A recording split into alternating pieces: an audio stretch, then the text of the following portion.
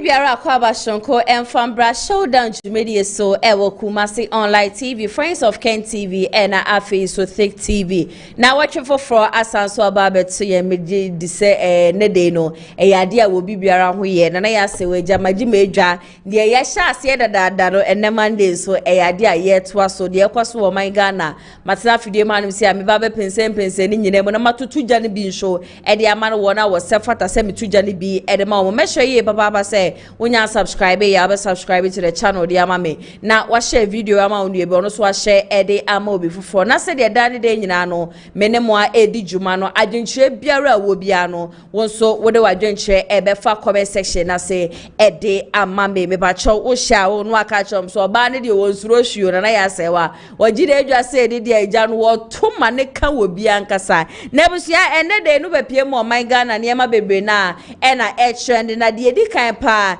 eye chairman WONTUMI ya no akwa mu e wo CID fo akache na ne lawyer eye Andi Apia Kubi e hwe nim sanka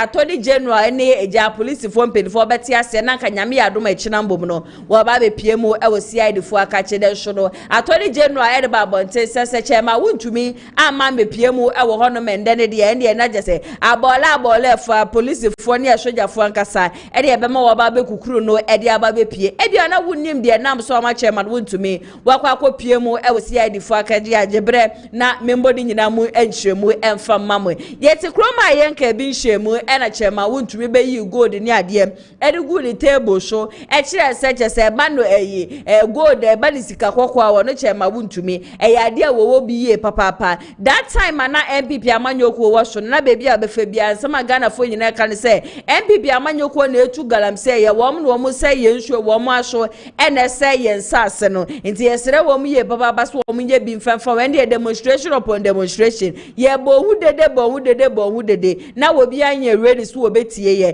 nti that time a chairman WONTUMI hwe be yi gold ni ade so de to the table so na ye ade je se ndisi amanyoko no wo mata mi kuchu a wo mo hwe ndisi abamba ya ena fight against galamse no e be to abonten se e ade je se chairman WONTUMI the mining site a ye friend akonta mining e ade a wo mo ye involved in illegal mining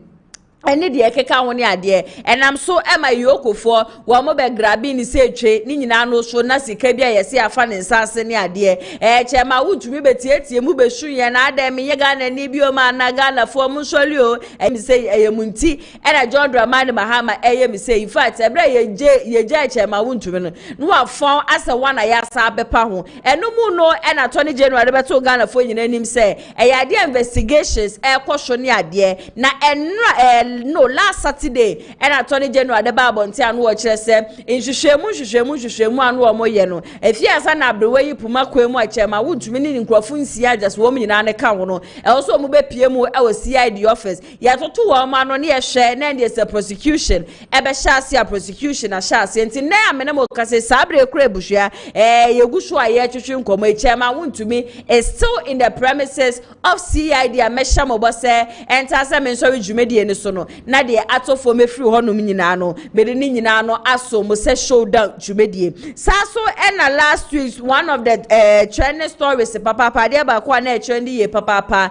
ni nyina no ya branch ya friend koka wono so ekotena movement TV edidi honorable Kennedy akompre ko hine Japan na tem ekeka ensem bia jese busua ensem fatani ade nyina no abrantie ne na ye hwe ni masanka na wotwe yesim obeba abonten na waba be pacho ne so this time the abrantie na mba batwo ebusua chese Texas bi abrantie ya chro no meto me bo mekom emre ko nanim no mekenkan ni nyina ama mu nyina no maso etumi atibi eyade a prophet El Bernard nso ebusua enkom sha chese ehome ankasa eno ode beto mountain be 3 months ni anu okase akompre ku Kennedy ohine Japan ena sabre twedi aponyankopon we yi ni se wombra na ombeje wo man Ghana chese ne ma pa chese woni mu no wombra meye na chese sa ne ma ni nyina no entumi embo no man Ghana emfa ne ntuma pemfra ebre chese prophet El Bernard nkom hye we baye amafu bebre na keka nsambim ebi kura che say ya dia prophet Bernard wakwa akwaji sika free akompre ko hene Japan ho no minti no wo hye nkom Dr. Mahmoud Bawumia campaign so ba bontin ye be fire na so enne de ye busu amene mo ka say prophet Bernard wasaso agina ne naso dwutwe say asema wo ka emre bi etwem no enye nne ene wo ba behu ohun ni 2015 asa 2015 ena twedi aponyankopon dan na di ehye ne say ya dia agese nipa wo ba be ye mampani e wo man Ghana eya kompre ko hine Japan na ye nyina so ye nim sasa 2015 na Kennedy wonyan decide e kura na se nya kura nkrose na adwem se obeso obeye mampani that time no era na hit ni wo ma je so no Kennedy na ni abedi a na ebuhwa nya yampia ketwa no ototo a yampia left right front and center no ontu obi a case e wo krom hanum say but this time the prophet Bernard say enkom charges the trading aponyankopon de man no from 2015 and wo kan ye na 2016 nso sa be shenkom 2024 be shenkom na 2025 nso wasa so ba be shenkom wase ya de agese Dr. Mahmoud Bawumia ne nkrofo ne bi ahyase a wo mo frefre no amanfo ahyase agese wo mo ne twehwe nkomo ne ade ende wo bokodwo opon kromadi obogidi ombra kudi ne ade se sankrofo nyina no wo mo ba be hu no ma waka kire wo mo place 2026 election a NPP amanyoko ne ba be kono nipa chese wieye bre nyankopon wayi ne se wo meje o man Ghana nsi ho eya kompre ko hine Japan na according to said na prophet Bernard ne ni abedi a wo kasal kamia kwa akoye se chema wontumi ni media station agese won kramante mu no wo mo tena ase a wo mo twetwe nkomodi nkomo na wo mo de nsem bi ba abonte se prophet Bernard ashase a wo frefra amanfo se wo mo mbra no wo mo be join ne Kennedy akompre ko hine Japan team no said e be ya wo mo be twi vote di ama Kennedy na enkom charges wo de baye no sankom hye ne di mu sa so enoto anensem so kura ka se ono no de nyankopon wadan na di a kire na se suma nyankopon wasoma no no enye fiasa no wo ba betwi phone no de aba be fro bi se obi mra no be join ne Kennedy team na se bibi de o se sa adaje no yade a woni na after cross sa nkrofo na mabubo wo mu di gidi obra ko kodwo pon kroma no na o mu keka no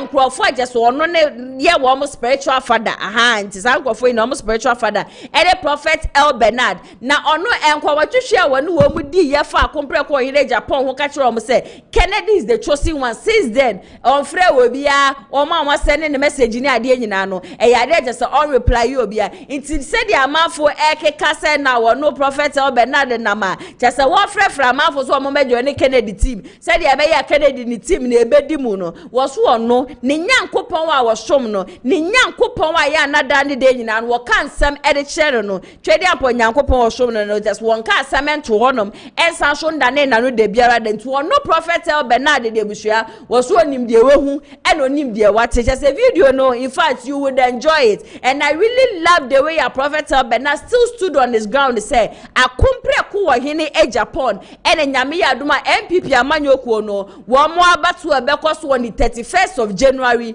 2026 akompre ko hene Japan and na ebedi enko ni video no ho no mebusua mehye so obeka me ho no yakọ na yakọ akotie prophet Bernard Nensem no emra sisia. I've spoken with some of the guys came around, and these were NPP guys, and they were worried, and they said, "Papa, you said we will not win," and I said, "Yes, that is what I've seen. You will not win." And they said what they have seen. So I said, "Media, what I can do is to help you. Even though we are not done with the 2024 election, what I can do to help you is that go and look for Honorable Kennedy Japan. We are not done with 2024. I'm telling you, you have lost. Go and look for Honorable Kennedy Japan and go and be in his camp, because he'll come and lead your party in your less primaries." And I told them, and they left. Some of the guys, some of them were even following some night. I told them, then we're done with that chapter. So what am I respond today? I saw a video, and a prophet was being interviewed, and the prophet was talking about camp. But it's not a prophetic debate. It's not a prophetic competition. I don't belong to any camp. So for him to say that Prophet Victor Kusi is in their camp, Prophet Isaac Anto is in their camp, Prophet Joshua J is in their camp, it means nothing to me. It's not about camp. It is what I have heard, what I have seen. Everyone can gather and everyone can say what they have seen. I don't have a problem with it. So don't let it be like it's a camp or it's a competition. There's no competition. I'm telling you what I have seen. And all of them have the right to say what they have seen. I don't prophesy to force people because I'm so sure of what I see and what I hear to come and convince you. Then in the interview, the guy was saying something like, after I prophesy, I've called MPs. Now let them listen today. You will see everything I say. I don't talk about the other camp because it's not important to me. It's not what I'm looking at. More than 15 members of parliament in the other camp who have come to look for me.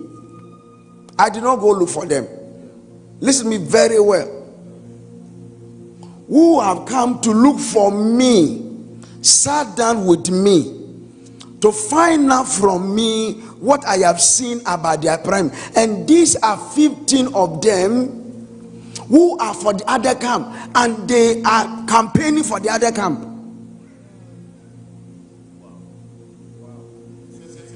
They came to me, one in different time. Prophet, this is what you have seen. And I told them, you can find out from the 15 of them that since they left wherever we met, one after the other, what they have taken phone to call anybody. I don't have the strength to call people. All of them, and I'm talking NPP MPs, who met me at different times, and we had conversation, political conversations. When we were done with our meetings, asked all of them, very close to the other camp, asked them if I have called them. Listen to me. I believe in the anointing God has given me that I don't need to call anybody. I don't do that. I don't want to mention names at this stage. I have not called any of them. And I dared them. I have not. So to say I am calling the members of parliament in NPP on the other camp, telling them they should move. I don't have the strength. What I have seen is so strong that I don't need to tell you to move. Yes. Be at wherever you are and see what happens. Listen to what I'm telling you. I am not like some of the prophets in town. I'm the kind who prophesy to you, and I can tell you, you can believe it. You can't believe it. Give me time. I don't have time to come and convince you. I don't have those kind of time. It's not my ministry. My ministry is to tell you what I have seen and leave the rest to you. Are you with me? Are you with me? So tell them that I said, if any of the MPs came to tell them, I don't know the guy's name at Movement TV, is it Kweku or Kwame, something. If they came to tell you, then they have lied to you. Tell them that when we met and were done with our meeting, even WhatsApp message they sent me, what I have responded to. I don't have the time. I'm too busy. I speak the mind of God, I leave it. And I'm telling you today as a church that the vision I have seen, the vision I saw in 2015, 2021, 2024, 2025 to today, the vision I've seen says that Honorable Kennedy AGYAPONG has won, not will win. Prophet El Bernard ena yakwa kwotie na ba nti wotie said ye wo kasa na just one on one mefre wo bi enfri Dr. Mahmoud BAWUMIA camp say nipa no embe join ana say bibi da bi onim de twedi ampo Nyankopon waka kire no na de Nyankopon so waka kire na no an wode atodwa say eyade a kyese akompre ko Kennedy wo hene Japan ena ebewi ni NPP amanyoko no wo mo Flagbearer race anyame ya adoma eba be koso no na me sha ase no me ka kire say last week ena koka ekotena movement TV toto ayampe didi akompre ko hene Japan attempts wo no eyade a ye bie ni tirim na Dr. Mahmoud BAWUMIA no eyade a kyese ye mie ni tirim a me betena fidiem hanum say efa ya me ka ase koka we de it is below the belt so ba bonten na obepa cho no koka ebe kasa minim se koka eba be pa cho obusua di mechie na yenko koka ni social media platform show na ndi abrofo atentira jasa abrante ya choro ede egu honom no mento mebo na menkenkan ni nyina no emfama mo. According to Koka, say his attention has been drawn to a press release by Honorable Kennedy Japan's team purporting to issue warning to Dr. BAWUMIA's camp over my statement. Indeed, cowardness is when a campaign hides behind long statements and empty threats, while at the same time unleashing its own backing dogs. Kwesi Kwarteng, Ernest Owusu-Bempah and others to insult, intimidate and vilify anyone who does not support their candidate. Rather than issue hollowing warnings, the Ken Japan campaign should confront the simple truth. They have normalized abusive politics and yet pretend to be victims. Again, hypocrisy is one full display. The very camp that thrives on insults and intimidation now wants to claim the moral high ground. That is laughable. Let me put it on record that my statement on Movement TV was a direct response to those employees of Netu and Oman FM who attacked my personality. My comments were not in reference to Honorable Kennedy Japan. In fact, I never mentioned Honorable Kennedy Japan's name in any of my submissions. I will not be cowered into silence by threats dressed up as press releases. Let it also be placed on record that there is one Shaibu Lasisi as employee of Kansas City Media who now operates Solid TV on YouTube. The individual has on countless occasions insulted Dr. Mahmoud BAWUMIA and Hajia Samira BAWUMIA and other party bigwigs in the most disgusting, vile and unimaginable manner. Yet he is cheered and applauded by the very same Ken Japan team that now pretend to be offended by my words. On top of that, Albert Asumeni and one Mr. Inkum, both of Netu TV, have made it their daily occupation to insult hard-working party executives simply because they believe those executives do not support Kennedy Japan. The hypocrisy stinks in the highest heavens. Our great party deserves leaders and campaigns built on truth and consistency, not double standards and elective outrage. Despite all this noise, I remain resolute. I would continue to speak the truth, no matter how uncomfortable it is for the Ken Japan campaign, because the grassroots deserves honesty, not deception. For far too long, Kennedy Japan's team have been allowed to pour insults, to intimidate and to hurl abuse at anyone outside their camp. Yet the moment they are challenged, they pretend to be victims. Only those who have nothing concrete to offer the party resort to such tactics, hiding behind surrogate attacks dog while claiming moral superiority. One truth must be clear: the NPP grassroots are not blind. They see the double standards, they see the hypocrisy, they see the lies, they see the evidence, they see the machinatons, they see the ploy. They know your ploy, they know you playbook. Leadership is about honesty, respect and vision, not bullying and blackmail. Kennedy Japan's campaign has failed to demonstrate these virtues, and their press release only exposes their weakness. Silence should never be mistaken for weakness. I will continue to speak and I will continue to expose hypocrisy. Wherever it hides, the grassroots deserve nothing less than truth. Sign Kweku Osei Krante siedu into bracket koka enti koka yi abrante ya wo bedidi ya tami ya minimisa nko oba abonti aba be pacho ne brofo no nom na ye nyina so ye beka no kura na busua ye ntwantran ye beka no kura ne pa se 2025 your Honorable Kennedy Ohene Japan ene ni team wo mo share campaign ase there is no day anase baby biare no honoma wo ma china edi atem da bia metena fidua ma no se ya na me boke Kennedy abashu ye papa say da kumpre ko hine Japan renewed some time ago. The Kennedy renewed 2015, the Kennedy renewed 2016, the Kennedy renewed 2020, and even the Kennedy renewed 2023. No, it's a different Kennedy or hine Japan altogether. Kennedy anaka kanen wudi nkwasi asema obeba abonten betina TV show radio show be na no be di atambe toto ayampia di ama no. This is a different person we are all seeing na debia no. Ya bona baso said they will remain silent. Said your nwampa waka na no atum no. E ya de se betumi aboa ne campaign ye papa. E say even as at the time man na wo kokode e de ama no angasa ne party mpo no. Wo mu twa wo mo ho e ba abonten e be issue 10 since e de against no. And since then akumpre ko hine Japan has no stood anywhere to speak against anybody. They are all the cast for who you know. A fact, for election, for innovation, for niema woba obeba be ye ni ade. Na de bia me kan me say wunyi ye. Ana say bia baby a wo bia bo bredu no. Hwe ye papa no once resa nipa no. E say so won say nipa na nyi. Nipa ne say bi stroke a che no. Say bi nipa ne na ya che afa hwe wutiri mu say wo so wo bo bre na wo so wunyi ko no. It will get to a day ebia na wangasa mu no de beto no.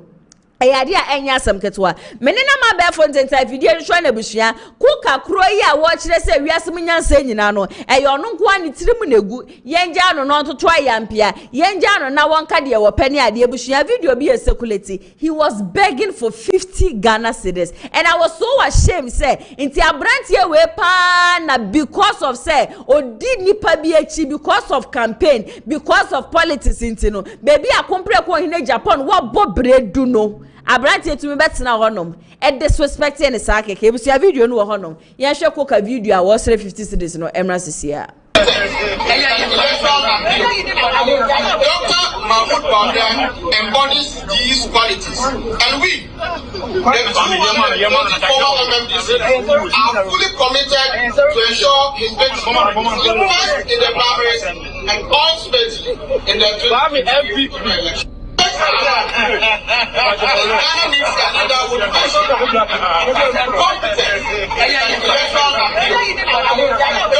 Mahmoud Bawumia embodies these qualities, and we, the former MMDC, are fully committed to ensure his victory first in the primaries and ultimately in the 2023 election.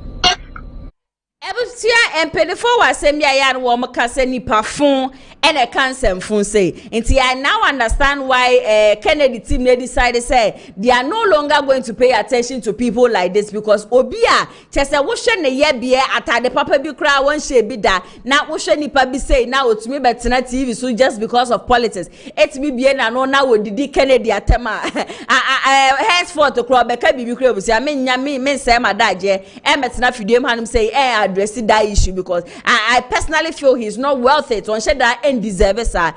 Yeah, election and a internal election. Into sa uba na bedi nkwasi asembe keka de obe keka ne ade nyina. Yembisa ye ho say 2028 NPDC amanyoko no. They are presenting a new candidate. NPP amanyoko no whoever that also wins no is also going to be a first timer. Into the sa mo yesa mo niema we ya mo beye. Mo didi mo atama mo be didi ni ade nyina. Are you people not sure say NDC amanyoko no when the time is up they are going to use it against you people. It sounds we be so honorable say mensa bonshu ono na bebie na no ka kire yen say enkrofo bi seman wo makika previously no eno na NDC amanyoko ne board that is 2024 use against here instead of you people learning from that mistake niama na mo ye instead of sanka mo besua bibi di afri mo no you people are still doing it you people are still portraying say chesa momo candidate na say de momo support no wona na ye papa na obi ti say koka to come out and then insult Kennedy or Japan somebody who goes on his knees and beg. Come on, let's be serious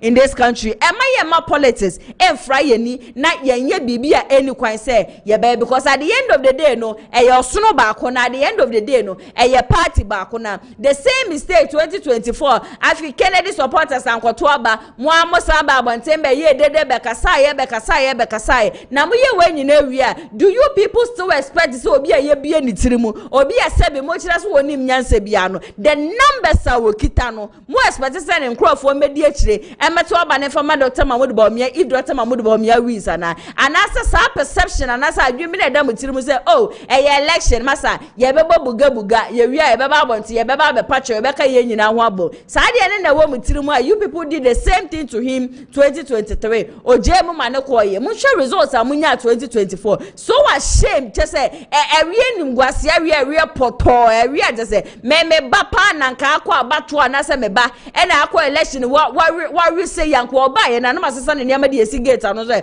wanye nhwa no mpe baby mfa but still na because ye the numbers e na chichiri ntinum yaje na tum nti yaje Dr. Mahmoud Bawumia tuma na say wo support Dr. Mahmoud Bawumia nobody is asking anyone else to support him but sometimes no mo kasa me sure ye baba say aya no mashoma no kasa ye ankasa na national identifiable group wamo so aye pools them say wamo suppose wamo ye no wamo say the ababon say the number of people that are supporting Akompre ko in Japan mounts up to 80%. And according to Wamono, say the reason why Nipa Bebre na supporting Akompre ko in Japan is because your politics mono. He is the only person so far no wa bring and society kakrebi politicians about mbeba bekasa mbeba bedwa wo menu mbeka de wo ye but when it comes to Akompre ko in Japan the consistency it's been jobs and one tea and amafu bebre na eyada eya Akompre ko in Japan to wo de wo say NPP amanyo ko ni betie na ko metie na shopemu a aka they should present Kennedy Akompre ko in Japan the delegate should vote for him nyame ya ruma January 31st 2026 na inkunimdie entimi nya ne de na general election no should obi besie eya fala ankasa edema Akompre ko in Japan enko watwhwe ahodo na so ene ko so na ye bisa se debe mpa na wo ho ana se den na ye won waso nti amunyina no mudi Akompre ko in Japan echi na ensem adipa dodo na ade tu dwa no in fact ebusia enyesem keto akra video credit rom enko enfama UTV wo madaroma ena na yas wo menya video ibi amenso mede so metiefo en ma hwefo nyina e wo Kumasi online TV Friends of Ken TV and our face so thick TV just video no emrasisia search no national baabia yeko ye bia no amanfo ase Kenya Japan die nti omo se Kenya Japan no omo kire niam amienu pe omo se the system bi ba ye friend decentralization system enti wenti amadodo na ani akoso se we ye obi opesa Ghana baabia afa ne ntoma pa de be efra amanfo ase Ghana how pa ye nyuma no ma se Kenya Japan we ya MP nimpo watimi abia bia nyuma bebre amanfo ye nyuma de be ewo mu abra omani tax enyere be emano enti obedi president dia no mani tia tax amana what the investors bebre beba na beboa manatimi a recruit ni padom ewo manyimu ama unemployment rate ni so adabe ate enti factory no any decentralization system no dodo ni nyina no see we about 80% there street aya touch ni nyina no ekoma Kenya Japan enti I was say delegate for no so tie omu no mo ye de fata eno so betima mankabo mapa da be aba eno echi ni YouTube nsem trefo ebusa ebinum so adwene efa NPP primaries eda omanimu abato na ye to ye no ye de enhyehyeye eneto BAWUMIA ya ade oya ade pa nanso no abato ne emu nhyehyeye no se ye de Canada Japan ba ebeboa yen kasa oni ye di kaka na gidi ye wonwo ni mu no yenim se ebepie because asase nanado ebeba no sa star na bi na Canada Japan ekura ono so no ye wogidie ewo ni mu se oba obeboa yen yekobia ne kuku oduro onsuro nipa obu nipa okasa che nipa tie wobie nyuma nipa aye se ye wodwadifo no ye obia wodi dwane pen sambe ye Canada Japan on nipa obetimi aboa ye no Canada no vote BAWUMIA endu ne so ana NPP fo na agasa ede ahompe president naba anuntina ama yekoye no yetimi antake victory no muni say obi Canada ba e beboa ye am yetimi akoye ni mpa me dem mepe honorable Canada but oba on the obeboa oman Ghana pa se ne oka no kure no omo eye enuoma wasuma ase nyina obete obi ato no aboa Ghana man Ghana ko enkan me hwa Canada Japan ne niama oye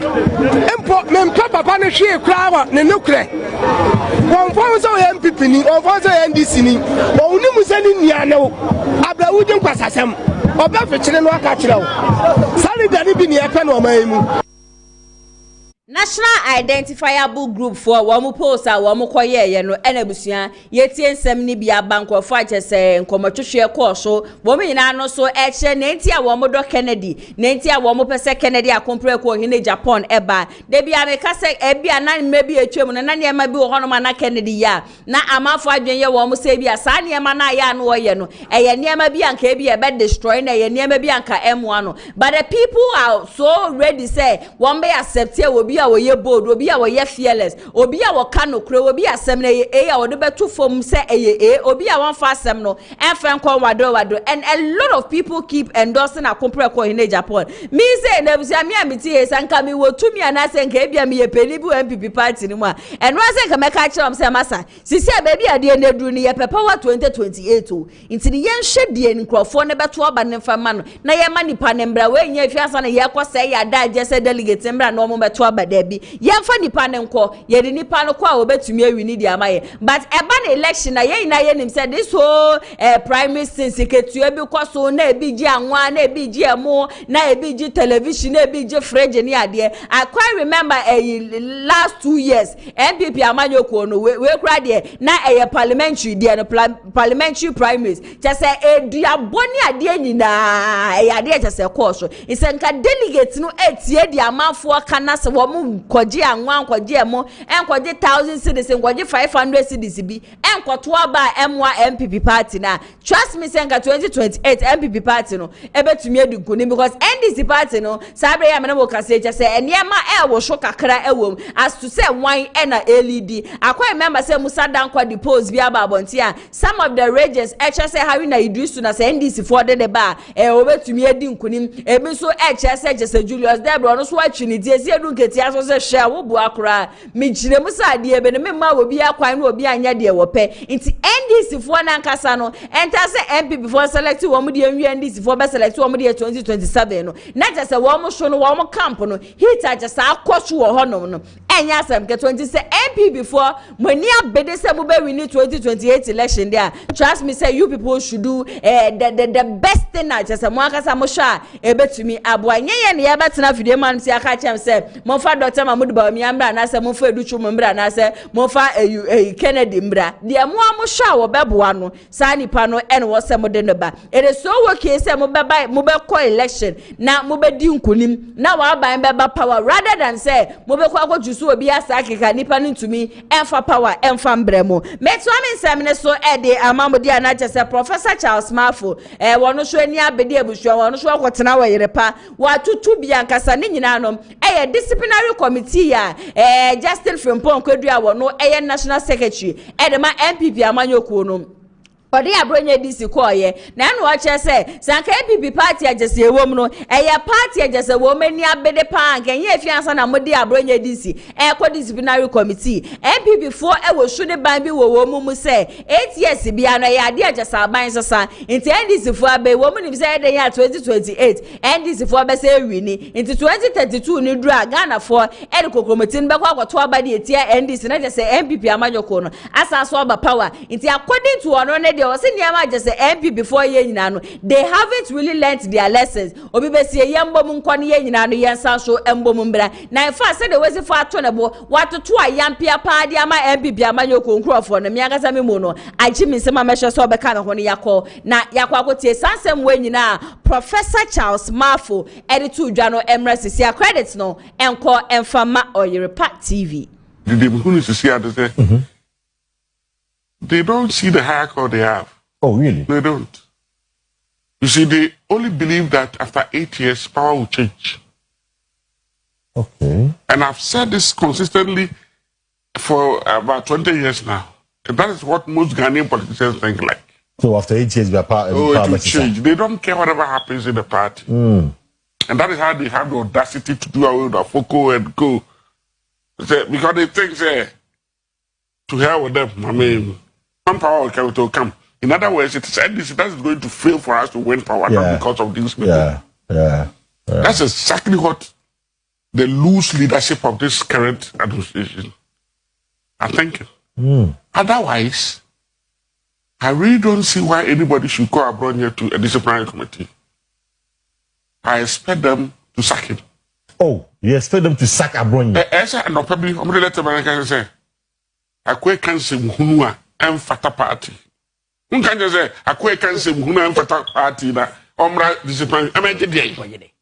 But for family, yes, it's about numbers. Numbers. There are some numbers you are better off without. When it comes to attributes, a personality. And it's when they go to Bible. Bible and go for me, just baby cram, you are better standing alone with dignity than having a number with a lot of them with no dignity. And we know them. Maybe I don't remember some candy or who is a brother, but the Cassan, said, you see, Cassan, Cassan, time, and that just there. I do now, as something can so the very the structure of conversations, into your subia premise, this no conclusion. Who had organization is incoherent. A broad cancer good party fools. So when to me and Nidia, then the basis on the which they sack corporate Japan and folk over here, you know, I feel everybody know it was unholy. It was on my own. It was machination. It was a clear machination to get them. Give any adjective to it.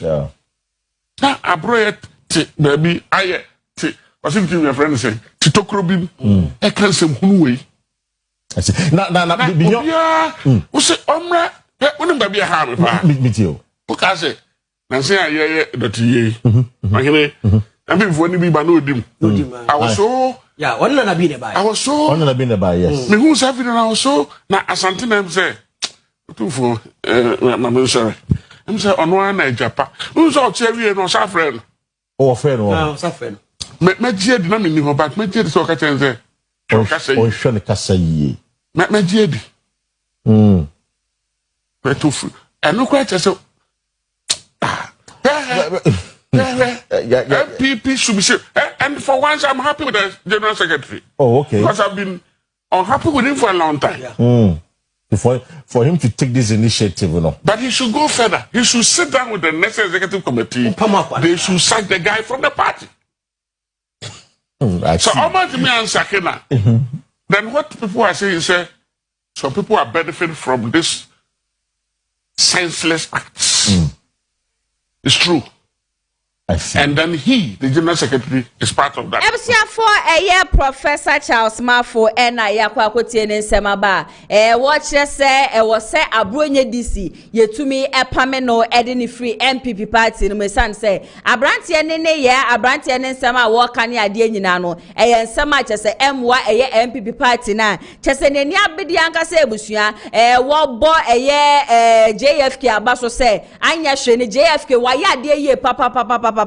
say, WONTUMI ade aya Abronya DC, Aqua Jina a disciplinary committee. Now, Debia Metrafidem Hanum say, Anna Mekase, and ye may be Honoma, a Cobone, our NPP party anymore. Trust me, say Nipa Bebre now, Honoma, WONTUMI, because Yashe and Neye, Yashe Subaya just say, Danny Denina, Noyana Bronya DC, or Pochenia dear, or BTH, Nasa, one Ayan, Wamata support Abronya DC, no, Aya and Crawford, woman knew Wama Kumamuye, Papa say,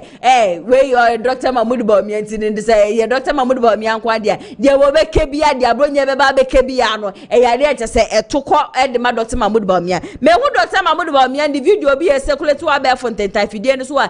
is the third time I Dr. Mahmoud Bawumia repeated that same statement to say, and Crawford one more band no, what best day, Papa say, and Restus one more Cotuaba. Wow, Becca sent Crawford bending to room for Kukumatino and Tuabano and Famano. Was Ressa will be and Jemunenka will be a Mobi and Casa Sanqua for Nintino. They are not going to vote for him. They should forget everybody and then vote for him. A son say, oh no, near my papa wonimu, one new be just over by the Buawomo. But Casena because of Abronya and Sembia welcome because of Chairman WONTUMI, Nene be a Danny Day in our portrait. no monto aba ne fa mo no Dr. Mahmoud Bawumia ya de ebe ha ne ye papa eno na ya na make say na say Dr. Mahmoud Bawumia I am expecting him to come out and then condemn the act of Nkrofo just wo no ye adwuma enema wo mo ya emwa party but Dr. Mahmoud Bawumia because he cannot stand as a man because he cannot let people know say sadie we ye kwobone sadie we emwa sadie we nya de den fa so bia bebre party eno to obeka na no atum nti ebekọ ba no mo ma begina hodom na me pa mo chow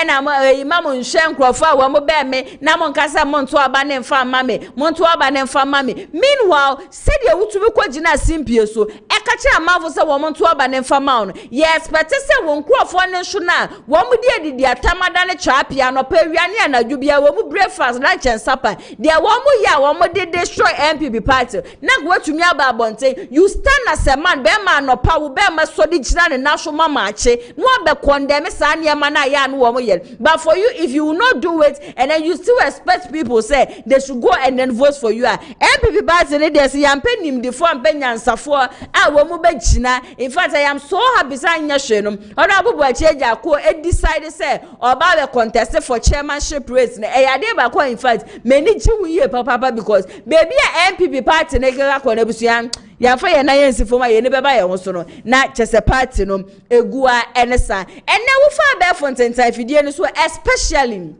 Abronya DC wata eka sansem we say Kennedy akompre ko ohine Japan e na ehye A+ echi eye Kennedy na akwakoton eye NPP 4 seat e de ama A+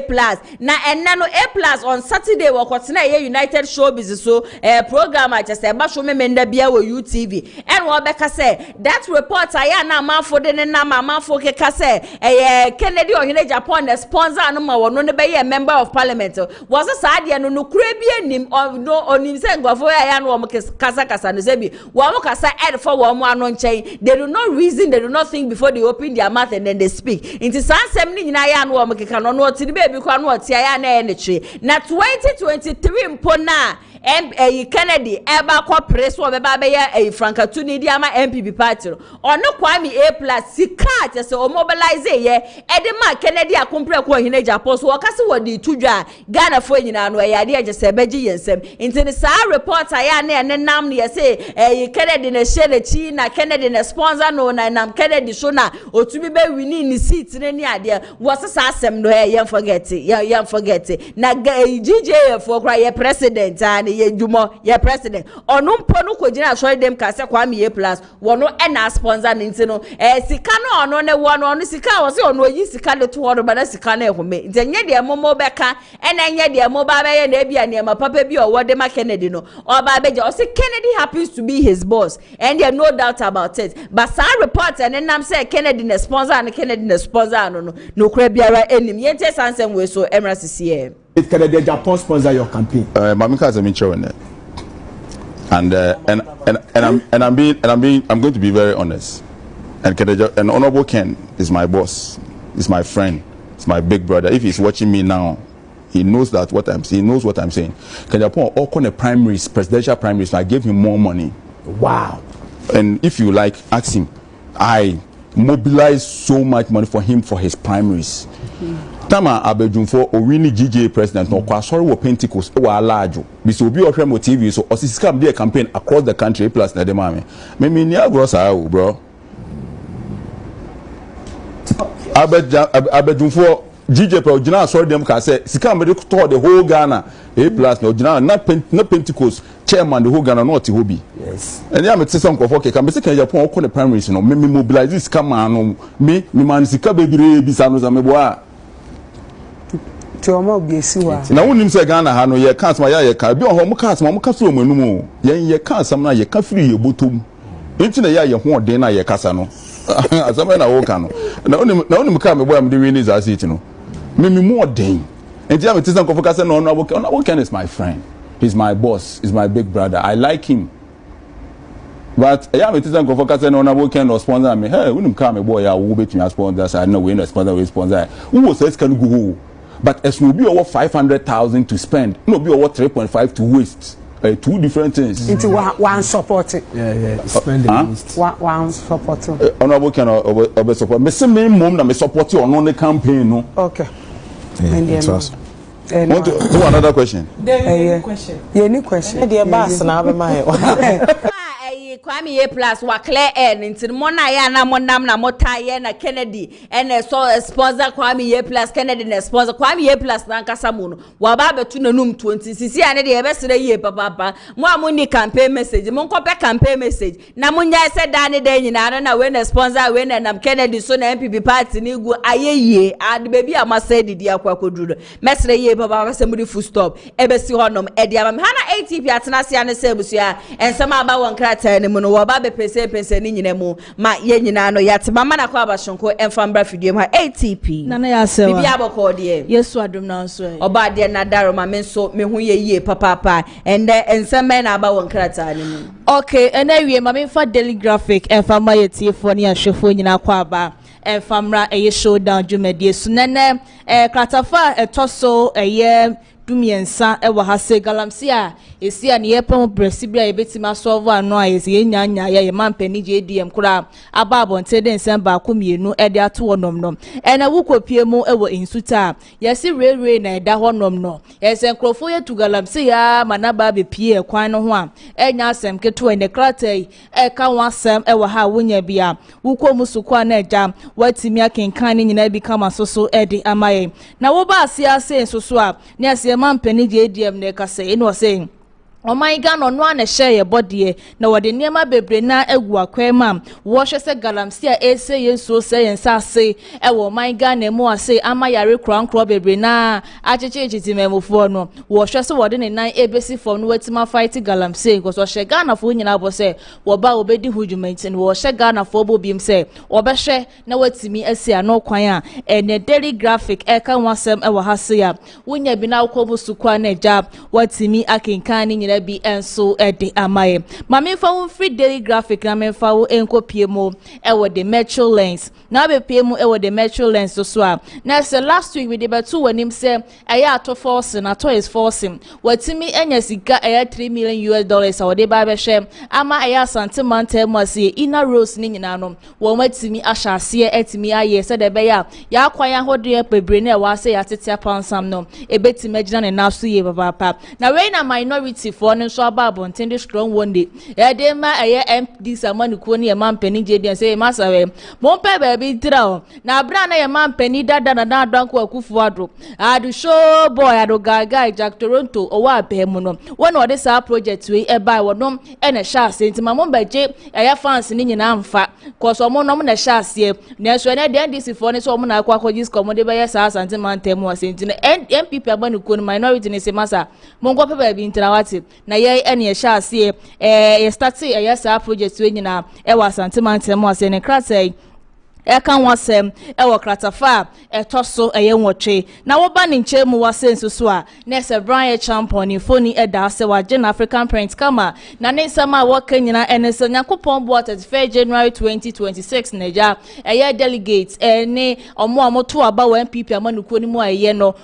wom no modom kokromoti power do ekwakoto aba eyido beli di NPP amanuko for 2028 na we na Brian Champion wa shene campaign ase ne nsama wo kanyina ne se Yakopon bo na se 2 mini be kra na enya de obeye obi atutre da biara da obehwe se obia ebenya de ese wonya bia ewo se Yakopon bo no belidi NPP amanukuma obehwe amanyuma akoso ewo my Ghana mo ase bia ebekọ no wano titiri ene NPP amanukuma na kratai ka no kratafa etoso enan ya wonya bia no wakomu suko na eja watima kenkan nyina eso ebi ede amaye mede wo kwa kratafa etoso enkuno eno so samia uku ni foni eda sei na wokopie mu ewo eye hospital baako a ewo eye AGYAPONG nofa wakwa donate niema akade a wo mo hia no hospital ono mu nyina no wode akwa se monye na mofa enhwe eye ayarefo ade bia dobo ba ebi mu kura so mu nya bed na so ebi se o edro kra yese ye tokra ye nya bi wo ho ne de keke ka ho no watima kwa donate niema ni nyina bi ede ama wo mo a wo mo de asida piesie mu odu ankasa edi amasami ewuku a ene krata yi eka wasem enso ewa ha ene wonya the metro lens na wakomusuko na watima kenkan ni nyina bi enso edi amaye na Dr. Razak Kujo opoku ene eka sese eye loto America lottery amanfo bebre na enya no amanfo bebre na enim die bebre na ewo hom enti obesere o mada se fiti ena ekonyina momra bonten no mo be kire ha wa eja wokotwa loto kura na ekwan be so na obefa so obetwa no wotwa wi a enzuanso be na obenya omomra bonten no mo be kire mu enkire timebufo tede be yo mo benya ntiase ni ye ewo honoma ene krata no eka no krata etoso enan etoso enkono eso the metro lens ma wonya bia no akomusuko na eja watimi akenkani nyina bi kama so edi amaye wakasa fa etoso wotwe na se zoom lion for omo cars ne mpanifo bebre na enfoni edida ha na ne nyina enso ejina nation one sanitation day eba be koso no so ma ye ready do mo ba be shem se de be ya o my ga na efin adokolo ye no ne nyina ne betimi ahwe ne etima yi ne nyina edi afro se de be ya malaria ntontom no omo be pamo omo nyina edi afro o my ga na mo se ne the metro lane so kan wasep enso ha wunya bia no wakenkan nyina nti na no pay nsama eso mode ebae na maboboso nyina eso ede ama wonso no mede wo kwa the Ghanaian Times na be piem e the Ghanaian Times so a na se fight against galamsey ya ye shoot memufo esu o my Ghana mu ase se yesre ye man pani adaroma won hwe na wontimi ensi ano kwan enfamaye na kasafa etoso eyedumie no ye beka ya bra na ye man pani dada na adanko akufo ado ewa abema na eja ye de ekokromoti ekwa akoto obabie edi ababe ye man pani JDM no endi samanuko no pokra babonten ebe kire Ghana fo nyina se ye man pani JDM ebeti e man pani dada na adanko akufo ado ebetima babonten ababa be declare a state of emergency na ye hwedi mo na ma de biara da ai na we ya mo ba ba mu yi NPP amanuko ni se masawe asema Sam George be ka kire na anu bi etwe mu no wo so betimi aye bi ewo kroma se ba ye man pani de wayi Ghana fo nyina no wayi NPP fo nyina no na wo kire mu e kire ye se wono answer no be babonten ababa be declare state of emergency no this national security for aba am advice and asa babonten abe kan sama answer no wono wetima babonten ababa be declare a state of emergency no ente krata Ghanaian Times kan wansem we krata fa etoso dumienu eti unya bia na eja wakomusuko no wakenkan nyina bi kama soso edi amaye nesi Black Star enche bia kwakwa akobobo sports minister baba kasa woso de ne support gina edi ma wo mu akrata the Ghanaian Times kan wansem enso ewa hase saso na zoom lion force si ano omo se national sanitation day yai wo modro mudom support ni eba be support ni esiesie kurom bia eni ama o my Ghana ye hu ni die timate no apam ntonton bia se da bia malaria ekoso o my Ghana mu ase no eto obetime etwa no Ghanaian Times so kan wasem so ewa hase a wunya bia na wakomusuko na eja wakenkan ni nyina bi enso so edi amaye 24 hour economy ye man pani JD ma Ghana fo nyina ebo se wo ba be hwa mata 24 hour economy no etimi akoso ye baba pa ama obi anya ne chefa ewo my Ghana mu ase titiri abra ni ye kwakoto abe o na ba bia obefa bia 24 hour economy ena me no kase bright international for sika $3 million baba be shem amasa 24 hour economy netima koso wado wano ankasa ewo my Ghana mu ase fight against galamsey no land minister wa baba bekasa na nesama woka nyina enese nyankopon boa wo mode hyehyeye egua kwa niema mako enuma wo mode baba besi wo no mba behwe ama galamsey no yatimi asi anokwan ewo my Ghana mu ase and the Ghanaian Times so ede ebaye so enono mede wo call daily guide na abepiem ewo daily guide da kratafa etoso miensa honom na nese ye mampani JDM ni foni eda ase kama na ne nyina ya galamsey won sensem no na wo kire mu ka se ti se nipa ba ko pe anasa ejumaiku ba ko pe ene betimi ababa kan cha na sa baba advice na obetimi ababonten ababa be declare a state of emergency no when watch muka say only national security for pay and a bit my babontin babe catching us so munyan catching no onya ma abontin be kan hwe e wo kuro mu ase enti class affair to so miensa no wonya bia no akomusuko naija wakenkan enso e dia mai sanso and a land minister ni foni e da hase a eniema enuma omo e dia si hono ma wo mo e baba be hwe ama ile kanise galamse e tiate se wo man Ghana mu ase no omo timi e dia so ano kwan no ene krata enso e kan wasep enso e wo hase sanso na Dr. Razak Opoku enso e dia to wonom se loto aya mo mutwa loto no ene afeso so mo ejo mo di ya American lectures na bi wo on ma wo hye ni musa e so mo sha ase no mo mrai no mo be kire mu yi ankasa obi kura so twa loto kura na se wo kwobon sanje maza ankasa ba ye se omo no so emra ne amane eda ho nto no mo mna boten no mo be kire se de be ya timi amfo nyina e be wo se sa ade na ye ne kura no enye ne bone kwan so ene daily guide e kan wasem enso e wa ha sei na wo ba ne suro ase so minority fo a so mo bu afu pa ye mo tutu bi e de ma ND samani kuo no e na afen so ye man pani JDM say ye man pani JDM ye mama so ate say sa ina project na road project na mo ye no asante mantem mo ase no ye ne ye sha ase o mo so mo na sha ase enti mo fo mo timi fa ma bonti me ka say mo na makwaji sika twitwiri di amode ba be say de be ya asante fo ne be to abade mam 2020 the major fans na fa okuro mo say masa we woni ato force mo nyina you people should go and sit down mo say mo ko na kwotena ase so mo minority for NPP amanu ko mo hye asante fo bo enti no mo ye na fofu anto atai se ya asante fo na se ye bo mo galawe enti mama mo beden mo nyam ni nyina emfa ne krata e kan wasep enso e wa ha wonya bia no akomusuko na aja wakenkan ni nyina bi kama so e de amaye na ya bayo bi e friend Angela ya bona baso ai ne krata e kan wasem enso e wo daily guide na no pensem amode baaye no matimi abobaso kama enso e de amawa wonya bia wo komusuko na ja watimi akenkan ni nyina bi kama so e de amaye mame fanko de custodian na be piem e wo de custodian na se ye man pani abedi akire dada ye Dr. BAWUMIA Mr. Digital man Dr. BAWUMIA ni foni e da ha wasanso Trinity say delegate for form kokromoti enkoto aba no ema no na the custodian bo ho amane sem na wo be piem asante mantemu wo ko piem ankramantemu ne central regional amanfo bebre da wo si Dr. BAWUMIA all the way Dr. BAWUMIA no mo choose no for 2028 because he said de na ko ba ko na so wi ni omo nim say 2028 de tie bia Dr. BAWUMIA be di nkunim wo krom ase ya na krata the custodian e kan wasem wa hase na oba na sia sense so a na say ya apostle Joseph wo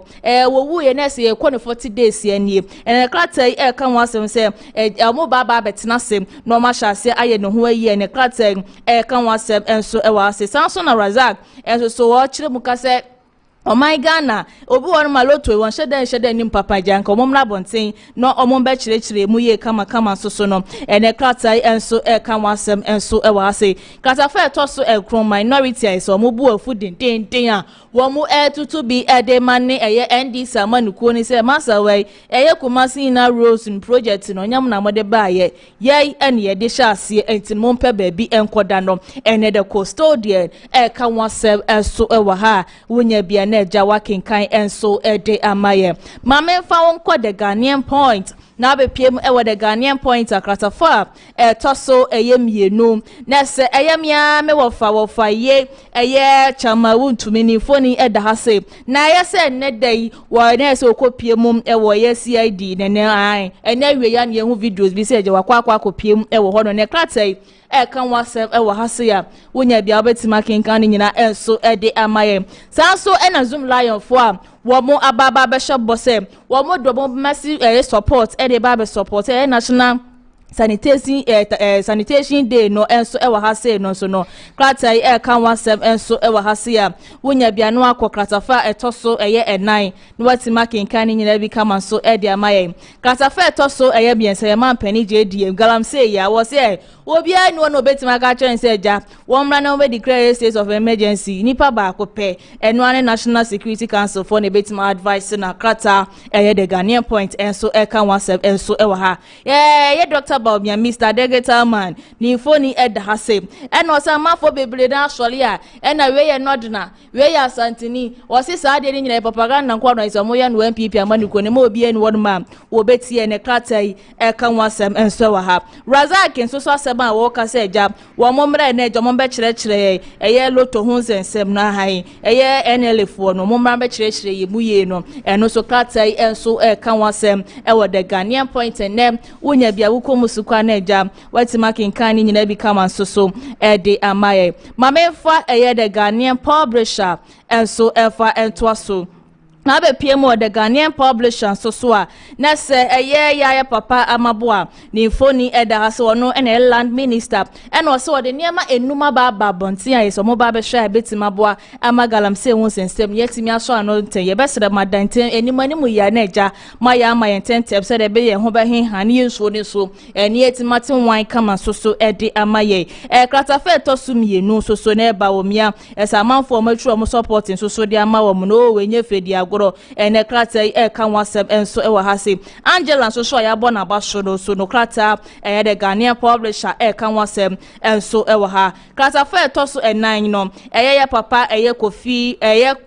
kwa Josafo owu ye no kwa 40 days ni kratai kan wasem kratafa toso edan wa kratafa toso miensa hono ma ene blood gold for no mo ka kire man pani JDM se masawai ene ye kuonum na na se ye company bias because so ene ma bebre dan tos ni mo for ya sase ma be bia na adwuma no mo fa ma na se mo nkire se ha se ne yenko ye adwuma mo bu afuye baba pa ene the Ghanaian publisher enso kan wasem enso wa ha wonya bia wo komusu kwa na eja watima kinkan ni nyina bi kama so ede amaye mame for the new publisher and fan sorry nkrata ni nyina so na be piemu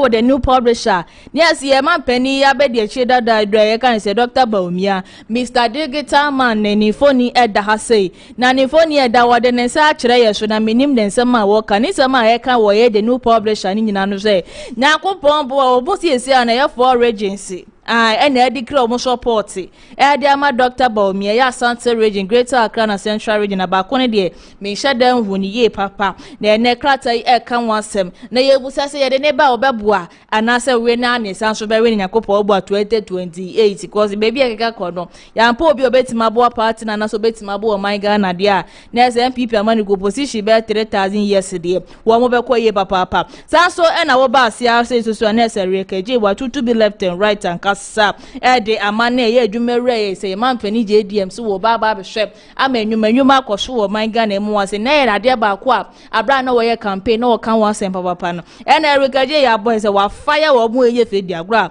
ene krata kan wan sem enso wo ha minority for ne so mo say still na NDC amani ko ne man pani JDM you people should go and sit down ne nyina ene say eye Kumasi inner roads no project do wo mo ene sha so mo do bo mo wasafo ahene ankasa wo kromase entino montimi mbetwiro mu shege montimi mbetwiro mu bibia wo kromase ya wo mpo eyo a ene de ban na mo ba beto aso ntimo mo fans ni bi mo nko mo nje fans no mo so ba ne nyina mo kura na ba Asante mante mo ase ya mo na mo sha ase nti enso ye de fans ni bi so de be ma NPP amani kunya na ya se wa ma me fa ensemi enfa sorry nkata ni nyina so enfa de aka nyina enfa to aso ma ye tiefo ni ahwefo nyina enso fa ma me. Okay, hana ATP meda wasiye papa sense ma ba won krata no mapense ni nyina modi amaye na chema wontumi nso wokopie mu CID office no nyame adom ye jana se wonko amusi se 1 million no na ye 1 million oni onko na nyame adom a china nkasa na nyampe china no na je se wo ba nti enene de wonne ne lawyer ade apia kubi wo mafa wo mo ho tete banyame adom a china no ade obesa so astome CID office ja ye tiefo ni ahwefo adane de nyina mo hwe SHOWDOWN dwumedie mo nim se na ya asewa de osiade ye de beto fom bia no memfa enka mo be ba betena fidie m hanim sei na me de aba be so mo se SHOWDOWN dwumedie ebusua enche kra me communicators no ebe ba betena se na eja de ekoso wo man Ghana ne yetwetwe ho nkomo negalam se no ye be bo amafo echi ye papa His Excellency na naro dan ko ekufu ado wono should be fast na oba be sori afri abem na ya de ajeso wo de nsem bi etu dwa sanse ma de tu dwa no efa NDC amanyokuo no bra no mu opposition wo mu decision anasa wo mu sama wo mu kaye e de fa galamse hwene ye hwa eno a ene wo mu ye anasa wo mu ye different thing all together e ya de je se NPP amanyokuo ni so Dr. Jonathan Asante what they say me to dwa e de afa wo mu ho a wo kire se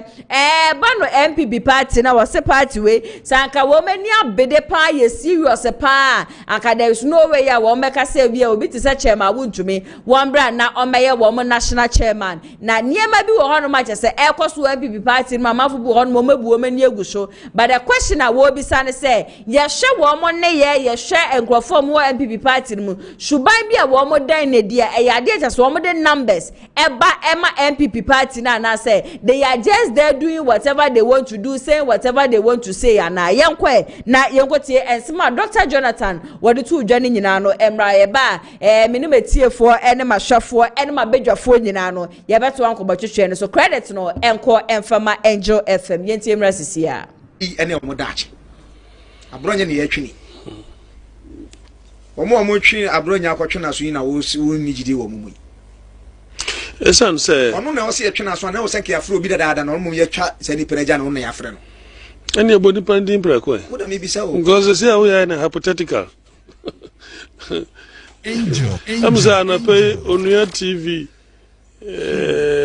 ebisa me say na what about I say AGYAPONG right the man you dear na me say oh mom dear men tell say wo di obi atem na mom is very critical of Dr. BAWUMIA in terms of the performance and how the party has sunk so low into say akonu kwadia enya dia I was say there to about them away. And I think he's very strong and passionate about things of that nature. Yeah. You see, Ceciano, I pity Justin Kodia. Oh. Because Musa Shasiano, Kofa wa kraba fie. No munim so krano. Ebe nyinya baba yejata ana osibo. Cecia baba dani osibo.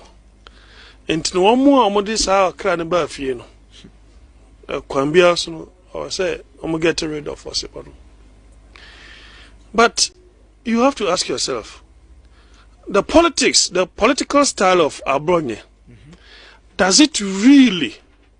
bring people into the party? The party, they say nipa de se ni ne de chichiri ku, but in a style ne kasa,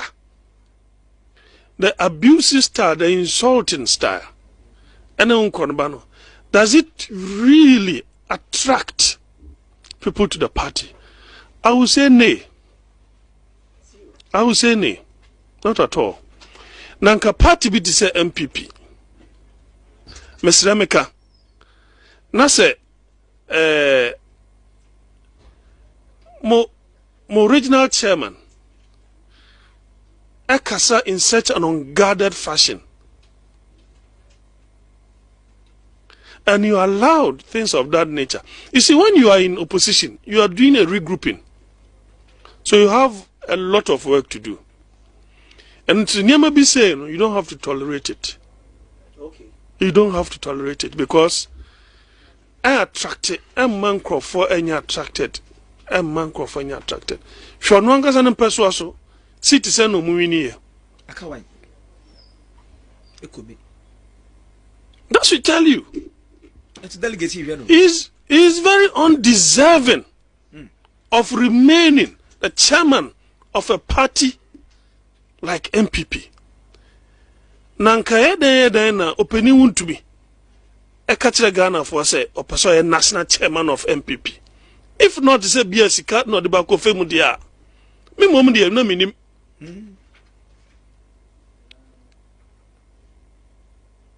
He may find a particular role to play.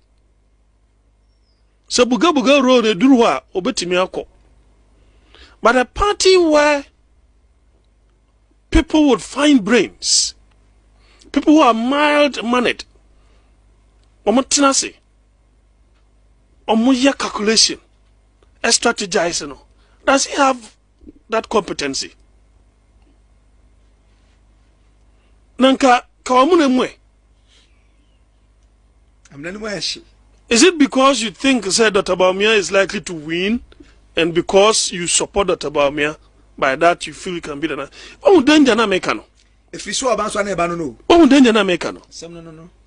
If you saw never there. I can say it authoritatively. Say, some people could talk about at the mouth penny WONTUMI as a national chairman. Then they are not serious. Hey. Yes. Then they are not serious. Say NPP could talk about. Oh, then they are not serious. Ubetimia pa.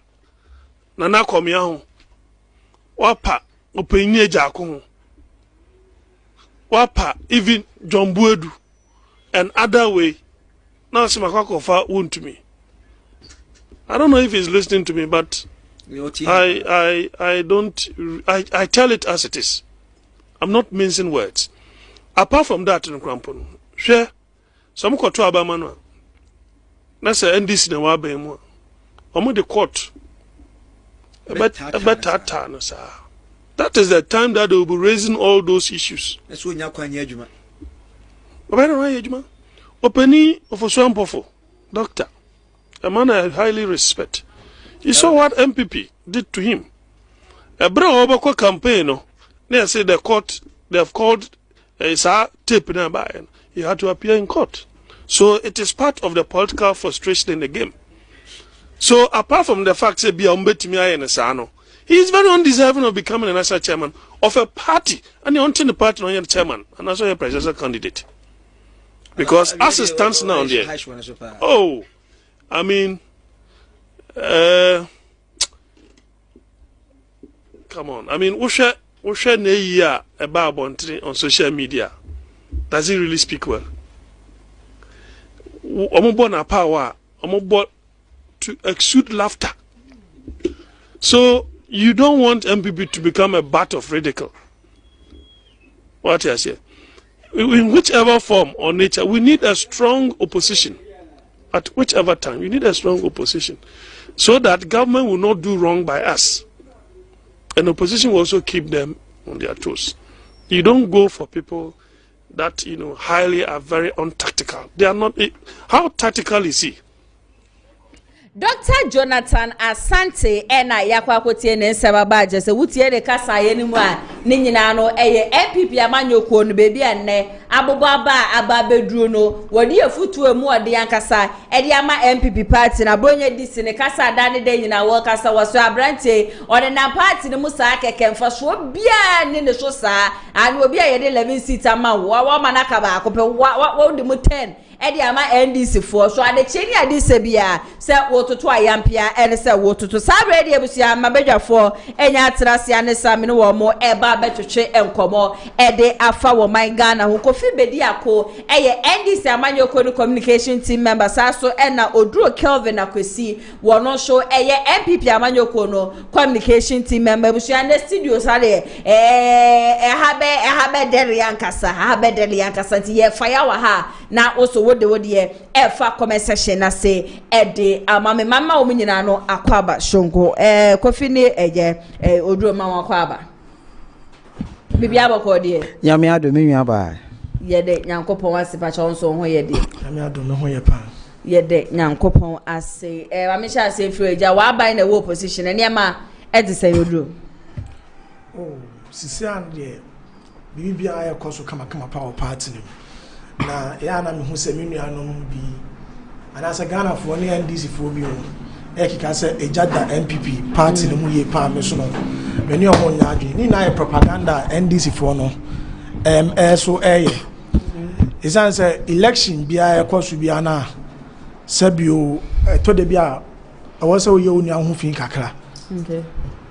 awose o promote ho na promotion no so no to de bia niam bia onu bia ye ya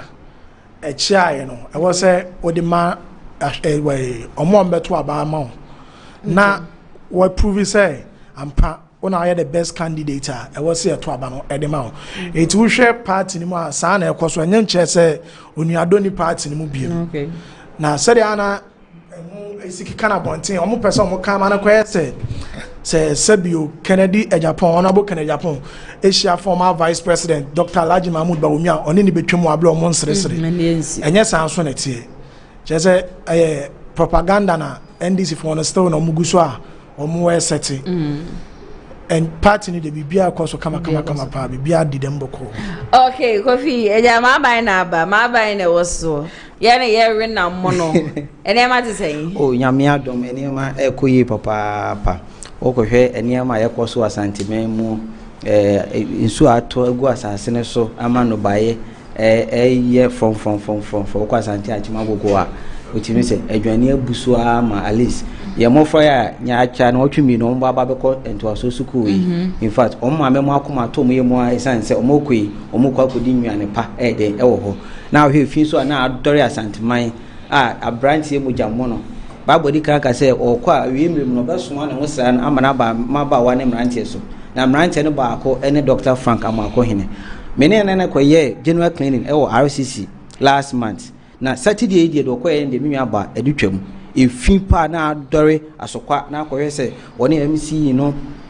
aka bom no mo make sure say several hours o mo make sure say a friend say ahunidie de koso no in fact say no pa ne de ko heaven we wadu ha wanya seat be 11 and 12 wanya seat de ewo ho nti nyame adom bibia koso boko na me fa akwanya so na me fa nchi asronko eso emfa ma me constituency executives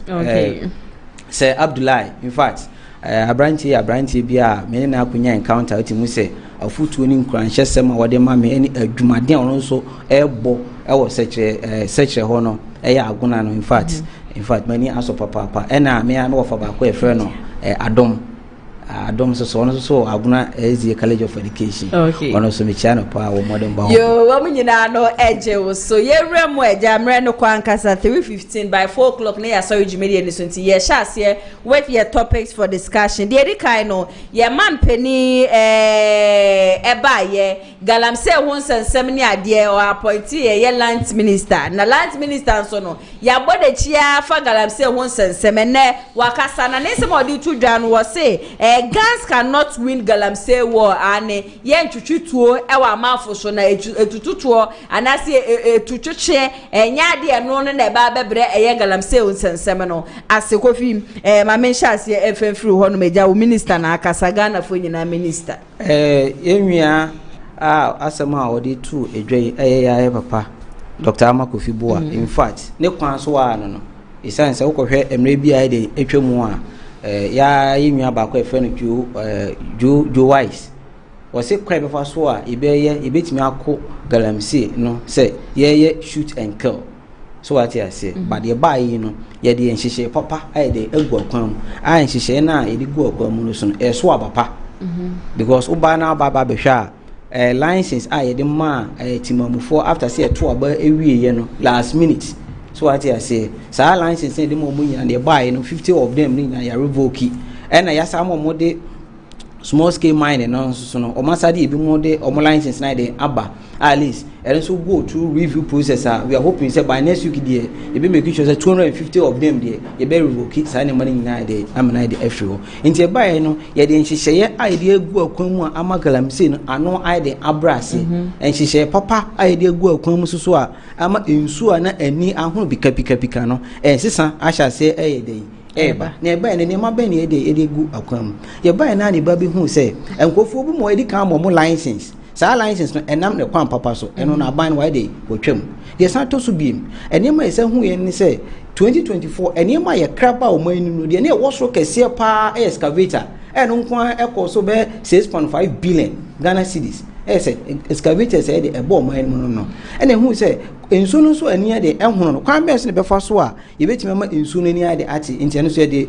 blue water guide for so de eba mabo ani mra nti mu ni ensu mu dware aya mo ntete papa se ensu no ani ehunu firi atifi ana se po no on betime ma signal ama ye hu se okay aha se mra nti na kwa o mo se ensu no na o ma kono ma de no ma kwachi sankofo no nyina nti wo mina aye hihye na nso san hihye wo mina de ekoso no wontimi fa hihye wo mina ankoso wa bra o ma education enye den enkoso nti e fa to ye hu se ye be kọ nkonkuru no ni am make sure say at least ye be matimamufo ati Juma omuwe omudie no eno ye more communicators no madwuma na say land ministry no so what I say ni PRO ene namus no juma omadie an ye de o ma sha se omudi no ya ye nwa panyi ba kwa efre no Pedro Asare ashase at least but be a money areas ni de me nimba bi omunye de omunya enko ye last week converse ne ko bibie ni omudi san hihye wo mina de ekoso e san so no eba emrasem na de ne ewo ho so a san ne manu nyina omudi egu akwan so ye fe bi reinforcement sa reinforcement ni ye say ye betimi ama mra ai de aye adwuma sa mra no so gu so aye de aye adwuma de secretary to okra me nwa ba Yasadi bibi aba yesa no responsible cooperative mining. This are responsible cooperative mining no. Aban no entia galamsey.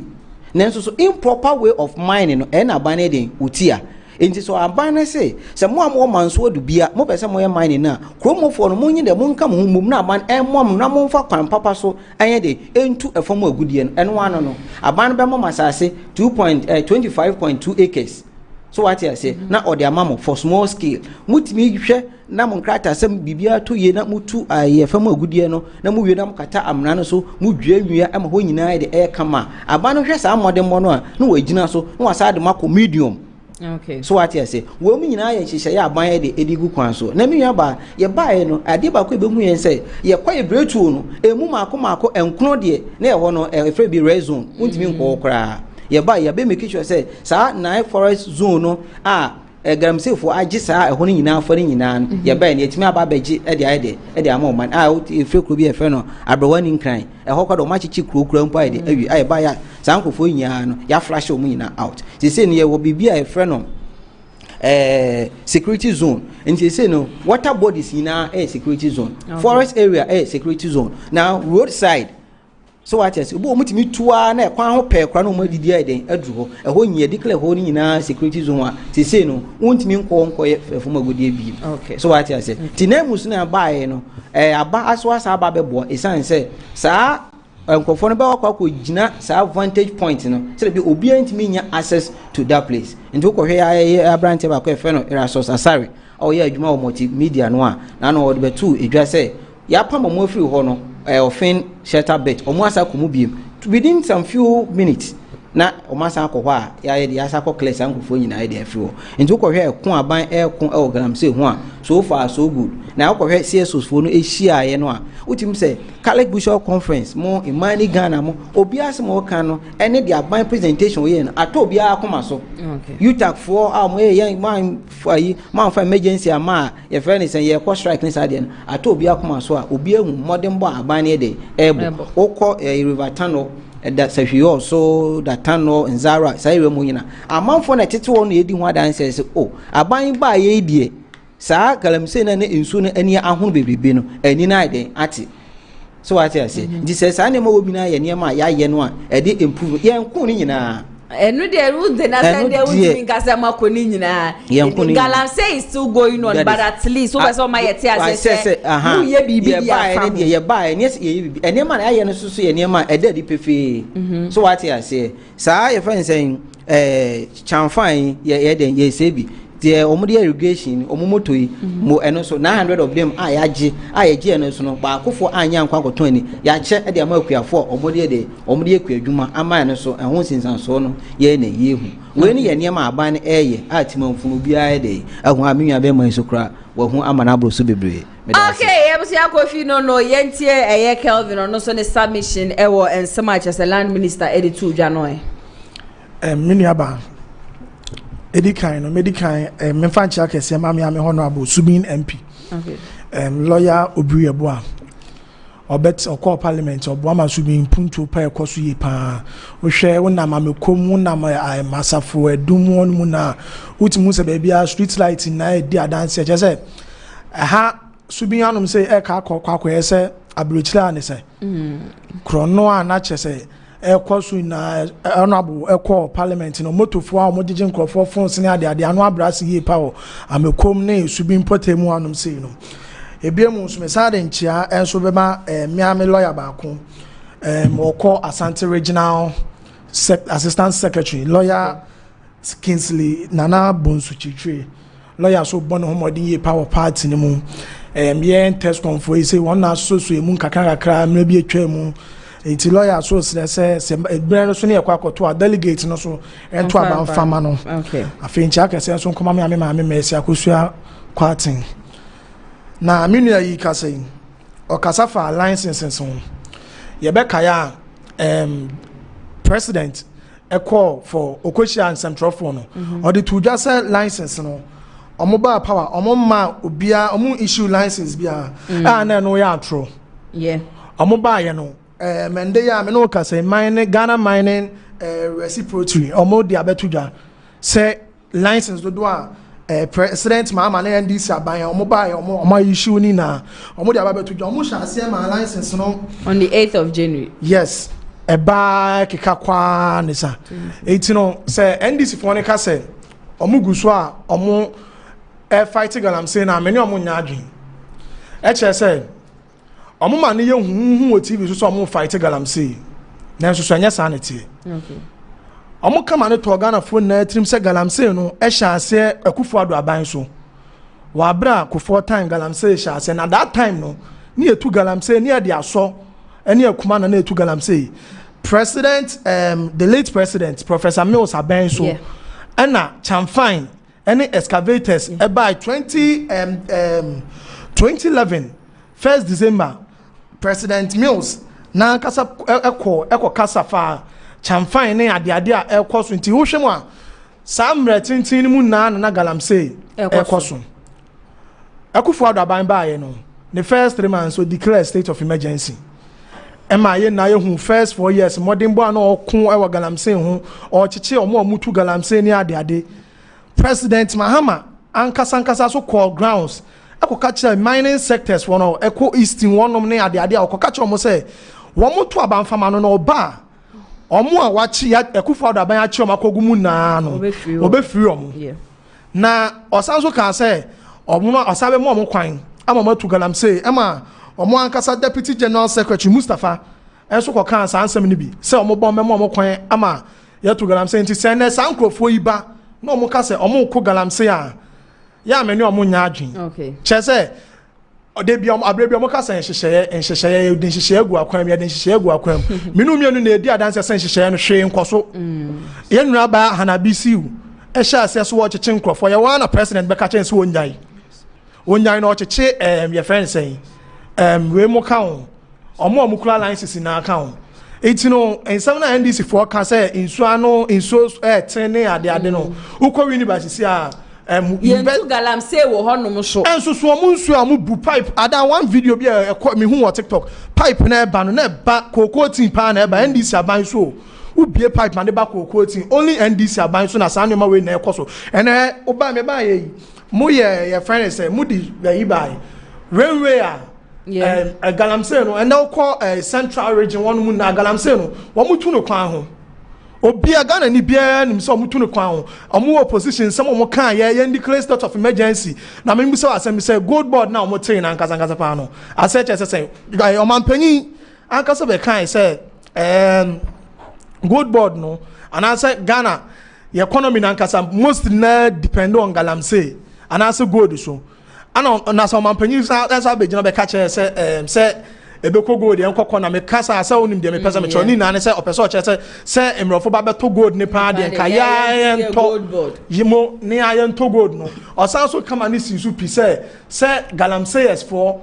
ebe kokọ to gold no mo de akwa manfoforo so de enkomu ntu o man mu ha no mo feska ne mbre omo na omo enfan chichire oman no omo gold board ba obeye budget say omanya I think say 5 billion o say yakobusa say ubusa me nua say ska we omeka cho say ska no omo de atwa aban a ebosia akufo ado aban ye bogu wo no eno no mo de atwa me no ka say akufo ado aban e kona ebosia no na ye de ka 5.3 billion USD NDC aban by July pepepe ye duru 6.3 billion USD into almost best 6 months pepepe e bo ebosia 1 billion e de ka nanado de no almost so and nam say omo twa bosia akufo ado aban boy etino minu mienu na edi adanse se matro ene adadan kwa minister ka so se galamsey entimi enso yentimi fatuo mpamo mo menene nya adwen HSA omo opposition omo see declare state of emergency na state of emergency na declare no so wo suma asrafo so omo nko na omo nko enkoku ntia galamsey fo na den no omo fa mba omo ba mi video bi a me de send me nua ba say nka omo mba maye wo hwe galamsey o tin excavator achi no kura machine gun etuo pa o a wo kire mu say o ma ye ready twen asrafo mbeba aba be fight galamsey a or send message ama president mama say o ma ye ready twen omo asrafo mbeba ababe kwati omo say omo ntu galamsey no okwaka president beka chro say omo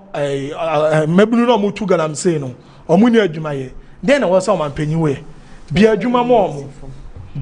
omo tama na galamsey no oni adidi o oba me komu mpotemu aye ntu galamsey enso boy sididi me constituency aso bi ye ntu galamsey so bia didi oti ase eti ndc fo nja atro no na omo hwe na se omo hwe so na omo en fight galam omo nya de ehunya na nneomo omo opposition omo ka omo ba omo se Ghana for more 120 days and na bro so president mama na ka se ma 120 days oba galamsey na ku betwa okay and so na galamsey gia na eje nkyere ma ekosa tino omo nja ntro ne adada na omo de dada Ghana for na bro so. Okay, when it comes to the fight against galamsey, I made a dane de nyina meka say NDC force wo mu ye bibi na so me na ya se wa meti oso mu mia wo mani because they were trying their possible best to provide the solution when they were in opposition. Sisi ano ma ba be mu no bibi bia ro mbetimi aye bia wo mo ye na wo mo fa embo na na dan kwa kufu ado ye former president ebusia ne video bi wo ho no ma that time before ansa na ye be ko general election no wo ka say ye man His Excellency John Dramani Mahama said ye sha amafo boy ma amafo decided so meto aba no e de ama ani ade no you don't have to feel Ghanaians because according to Nana Dan Kwegufo ado was said you no what did the 9C for ma na ka wo try asankeja galamsey won sensem ne be brase no na NDC aban so ne na ma wo so ani abede a wo so e hye boa emu odenti sa bo hye na wo hye ye na busua eno won so e na nde yehu ka ho ne yenko na yenko tie His Excellency Nana Dan Kwegufo ado ye former president Nsemino Emra Sisia. This galamsey matter which has risen a lot in Ghana today. In the last election in the mining districts of the country, the NPP did very badly. Largely because the NDC presidential candidate and the party had gone around the mining areas and saying that the policy that I was implementing of trying to stop galamsey would be reversed when he came to power, and that those who were already in jail for offenses, the galamsey offenses, all of them would be amnestied. When I said I was putting my presidency on the line, that's what I meant, that I was prepared to take the political risk involved in trying to deal with this galamsey phenomenon. The result, of course, was that the mining districts, especially in the western region, all of them, including almost, nearly, even Takwa, was lost to the NPP. That is what I meant when I said I'm putting my presidency on the line, that I was prepared to take the political risk involved in coming to grips with this problem. Today, he's saying that no, he doesn't believe in jailing, that he's against galamsey, that he will enforce the law. So once again, we have to ask ourselves, Mr. J.M., where do you stand? What are you telling the people of Ghana? Because every time you speak from one corner of your mouth and you speak from another corner of your mouth. Let us hear from you direct, straight up, what do you stand for? We need to know. The candidate, the NPP presidential candidate, has gone on record as saying that as far as he's concerned, he is prepared to sign a pact that will take the galamsey issue out of our politics, to depoliticize it, to commit him and our party, all of us, agreeing that we would deal with this galamsey phenomenon on a non-partisan basis. We have yet to hear from the NDC presidential candidate. I'm asking him to also come out and support the idea of a political pact on Galamsey. Yaman pedi dada nana adodan kwa ekufo ado ena ebusia sabre yakwa kotie nensem abano ntini sede na yeja wono decide say just wo de ni bibia to hono makokoden e dia fight Galamsey nenso ekwa wie chene na NDC for ene na mechire e de sese da ne Ghana 49 sisi anu o mabano instead of them to help fight Galamsey no this time nenso ebusia akwa ye bibi fufuro okra ebusia just say ye mbese ye bebo so na ye bo na adodan kwa ekufo ado video ya eno odu odi video ya wo kire ye busho wo de kire me je se etu besi aba eda kwabrane ko ho eda kwabrane ko ho asa kwabrane no wo twen nipa wo beba so wo ba stop wo mo na ne die busho bi besi di ma ya na je so wo nyina no wo ma de da fom ti se ne last minister twa no be ka kire Ghana for se enye tuo ne ye de kwa ko stop Galamsey ya sisi nipa na wo ko stop Galamsey nipa no wo tu no etu oda ne ko ho nti wo kwa anya bia wo de tai na okpo tai de ye du ko no ma no eno na wo de ko anase wo ba be twese kan na ade akọ ye be sere NDC party ni ye baba say wo mo fa wo mo nice for me yes you people will push some of us to say e bia na empenifo na wo mo NDC party na ngasa mu they are involved in this whole Galamsey issue because Galamsey are there media when it comes to Galamsey me mfa wo ni MPP mfa wo ni NDC I speak about Galamsey like I am a Ghanaian not related to any political party insurance side ni ade ye ngasa we ye MPP ni nti no affect ni ngasa we ye NDC ni nti e be affect Ghana for nyina nti when it comes to fight against Galamsey it is not about political party but it is about we the citizens in this country. So next topic for discussion. We must arrest the kingpins, not the boys in the pits. President Mahama on Galamsey fights. Kofi Maminti ewe. Me yaba me twa the order betu JCC. Na hu be here say me timi nwan ho de kakra. Esan say aban no ati yabayuku a ye from 9 months. 9 months. Omu na eba aba behwe make sure say ye boy ye kwa ye bretu no ho eban asa make sure say omu say ensu no so no ye de yabo ho ban nti ko hwe krata ye kura mo say ya otwa anwa futu after say ko clear omu free ehon omu sa ko obi 9 months arrest armed illegal miners who re-entered anwa futu offend shelter belt. So what you say? Uko hwesa nkofo ya AK47 a na ede na ekrokrom. Enso soja fo no ekokodu ho no, o ma hwe agitu no excavator no ama sabe yi na o ma conscript o ma gi ede abisi ewo. Na ade no a aban no eseye biom ni say this time round no excavator bi a wo kra ba o ma nmu bia no e wo so beje permit.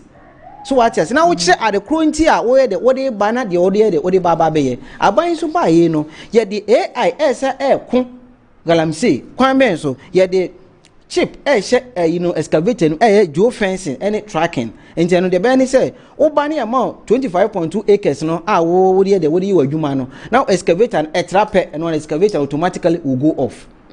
So what you say? Wo mu nyina ye niam aban de aboa am yetu Galamsey ase me nwa be man say akokan say Sami Jamfi na de support Galamsey misrew mining ade a Ghana ban anase NDC ye de ye so illegal way and ye de yen so. So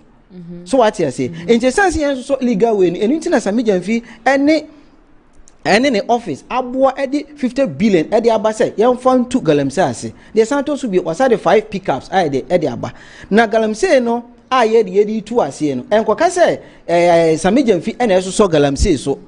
what you say because intina be ya go board they also what you say say large scale no at least yet minya 48% ede efi omo ho and small scale so nya 52% ede efi omo large scale no kwa de say no omo gold no mbenya nyina no omo to omo 20% ede ma gold board. So what I say nti say Galamsey no ye stop Galamsey no a enkoka say ye ntimi stop e say enu nti na gold board ede e bae sa de enya no kre de santo so biem okohwe amanga anase emrante a omo wo sa nkro nketo ma anase ba bi etu Galamsey no a menwia omu ni sika ye tu omu ni sika omo de koto ye fe ne say excavator. So what I say nenso so abrante no ono no o twa excavator no macho ma na ono no gina ho no wo de ahoma so no concert die en fa ho on kanipa cross man so yen dey omra me. So what I say and that is the biggest challenge I dey yenya and I do baby so na say order from above in this order from above no na president na gina say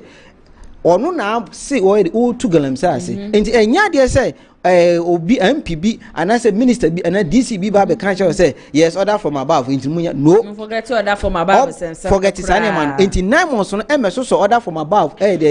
so okay so what you say into yes obia both MPP and NDC say so unim say oh sika a obetimi dia kra excavator e dia bo mani mu a for ahobra be responsible cooperative mining nim near more concession ne 2 galamsey no galamsey yes untimi to bar proper way no your mining no your mining ni wi a wakata asase so mo dwanwie uwi ya sa ma foforo de abane kan no so what you say enye sa dia na so ya brantie na so de wo kokko hye galamsey mu na okokodu ho na se wa mafia eno no obi na aye e sense dying kra na easy okuhwe nipa 8 no makwa kotom eno no ya ade a ye hyehyɛ papa ye de gu akwan mu no se sa answer no ma se ne nyina at least ye betimi akata sa amra ne nyina so nye se adua enwia a sa ne man nyina ya hye ase a eye manimsem enti mesere Ghana for no ma se me nwa brantie se at least ni party for no na o manage sa ne man ho o free ha se onko ambassador no ntu o mofo se o mofo momra meje cooperative mining nim so what you say and they say so you chill it was a free by 8 years in you know say excavator say ba o manu mu nyina bia no register you me yaba excavator bia no o manu mu register within 1 month pe no excavator 1200 and ba o manu I say excavator no kwasa ye ma e wo port o krampo enye ba bi kra na e diagu I say ya rekoti omo a ye de akwa a very safe place into why ya ju excavator no want me amfa ehun krata papa anti me amekire ade a wo de excavator ba be ya abane so waje.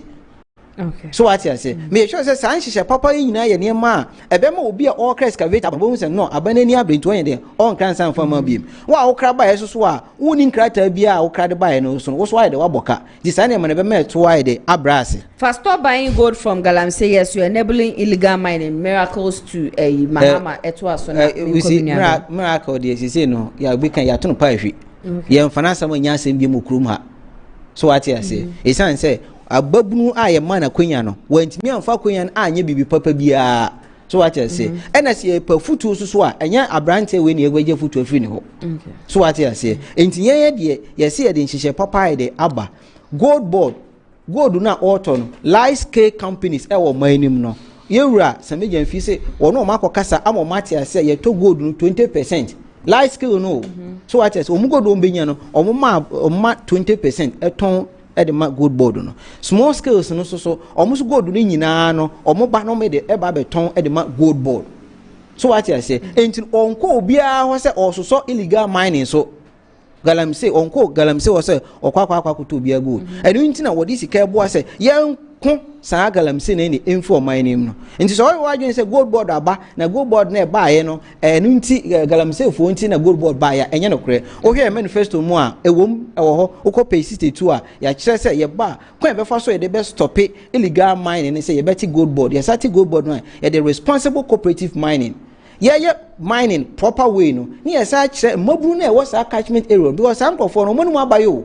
so what you say omonum abayo nti apart from so omonum ade abayo ye be sa kire omun sanwuma onsanwuma no e be sa de sika bre o ma afebo so what you say na se de be ya sa lotto mining no otu ha se no wa nya na odidi ko na say hook and line otu anu okotu asa ne man nyina no eto be dey eto be twa okay ebusia my take Kelvin so the submission ho measure say now they stop buying gold from galamsey you enabling illegal mining then is there na kan ho e dey mama mini yi kasa no kasafa nine mo so say aban ne buy no be create say omo mekunti galamsey mo yajitum na wo hwe nine mo na ye nuan ma soldier for na police for na no abo ma no 2024 mu ono abra NDC aban kwa apro no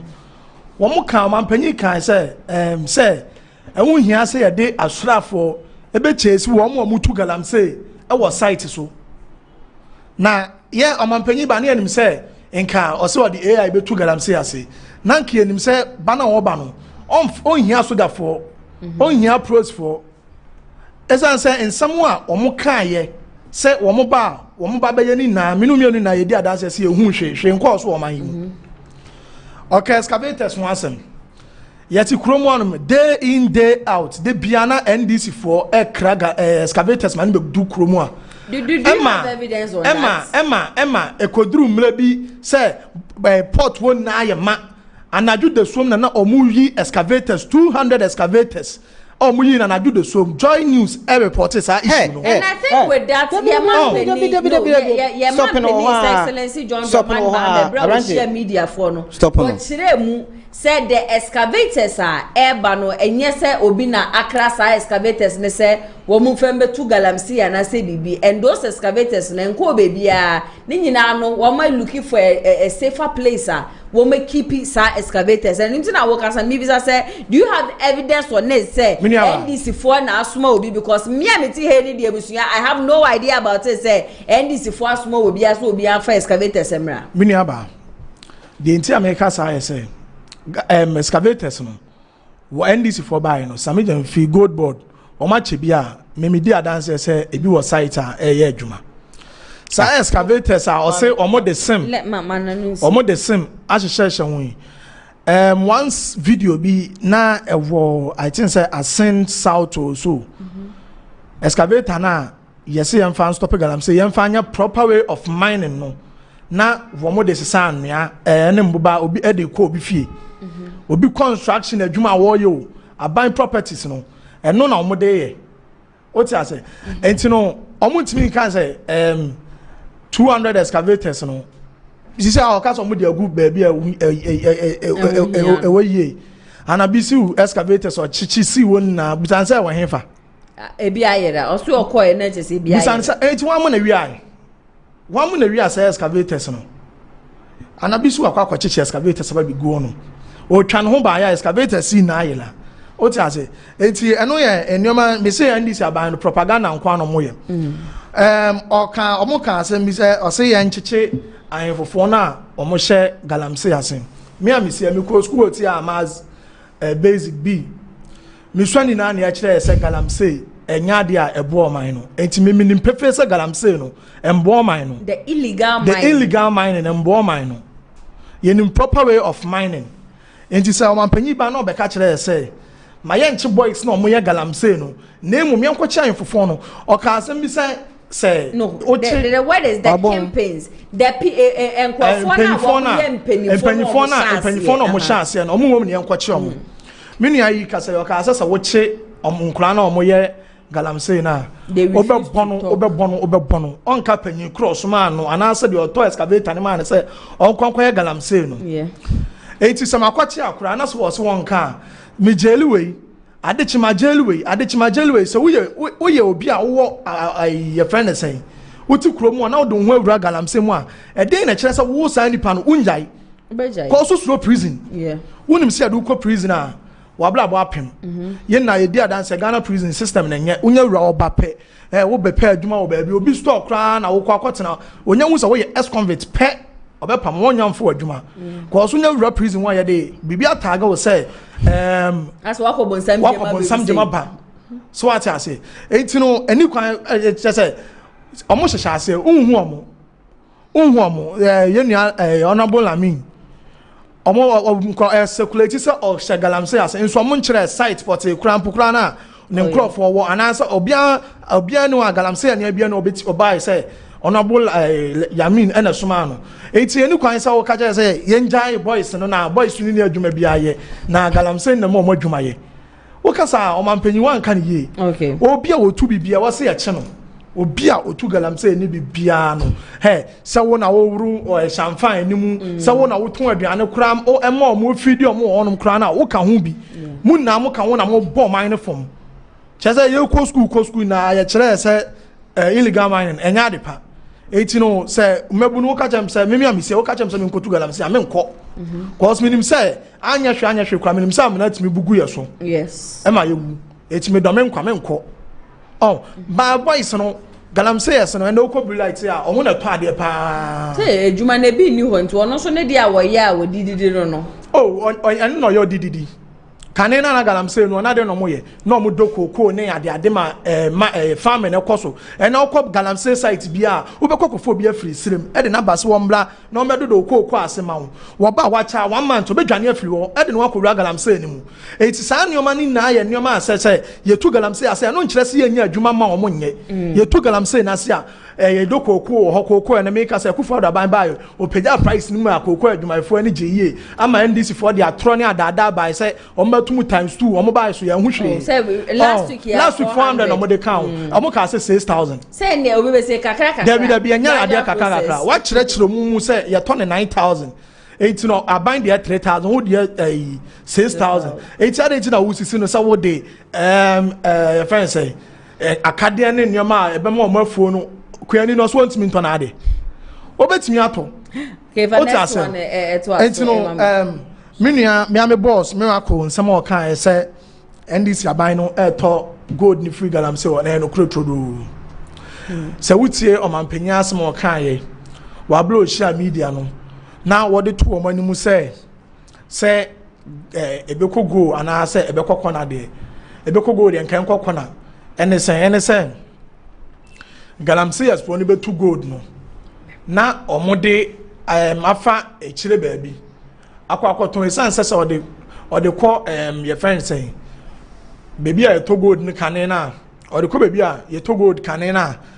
ebeko akoye say unya gold ni firi he ensansam ne bedoso enti no omode be fa echiri na omakwakoto gold no ana omode gold board ni baaye gold board baaye and gold board no onim kwan a galamsey no gold ni firi ba omode ane say gold aba yato gold aba yato gold aba yato you see your proper way of mining okay proper way of mining no cost enu ntina amaye nuanu mu bi no aye omo say there be anasa omo ayama omo license plan be two galamsey ne fla because they know the proper way I don't know so no cost the proper way ni say obebo ho na wa connect nsuo no na wo chamfa nsuo ni ade ni na be kwa kogu sa borehole nim uwia wakata so sa nyoma ni na ya ade a ebo kapa ye enso esan fa so bum a wo mo paninti na ema wo mo galamsey no ema ne kwaso you see NDC for ne omo say amani na mbo omo na galam yentu amani na mbo omo na yentu galamsey ase me say me dey na me bo o amampanyi kan say Akufo Addo ene kura power Akufo Addo ne kura power na say Akufo Addo ene kura power na e kire say ono na wo tumi say otimi stop galamsey anytime bia o pe bia e chi ye nto abanfama omampanyi no no ba ono ne the tumi or the tumi best stop galamsey no at any time bia o ti say e chi say NDC for no ana so omampanyi ne Sami Jamfin crofo no Sami Jamfin akasa kwotena Ghana one or so eko kan say eni kwan say obi Ghana ni biade ne hu hyem na your mampanyin na say dey say o tu galamsey ase enti miracle nsem a wo ka no say wo mo to gold ni free galamsey as for no no kura trodo minua oni adanse bi o de betimi defend ne ho say o mo to gold ni free galamsey as for galamsey for no mo tu gold na gold board and a toss a gold ni free o mo ni ba bi o mo defa gold board na toss a gold ni na free galamsey as for no you are speaking emphatically right send it say no say they watch say gold board eto gold you know free illegal miners so until make us say you are speaking emphatically on it so me fa evidence na amamwa okay ebsia for video ho no ma me share so be kam ho ne yakọ na yakọ akọhye kwabrane etu agese eda ne kon ho pa wo kire se wo no wa ye ready wa ye be ma no si size ho no ye hwe video ne mra sisi a aboy ho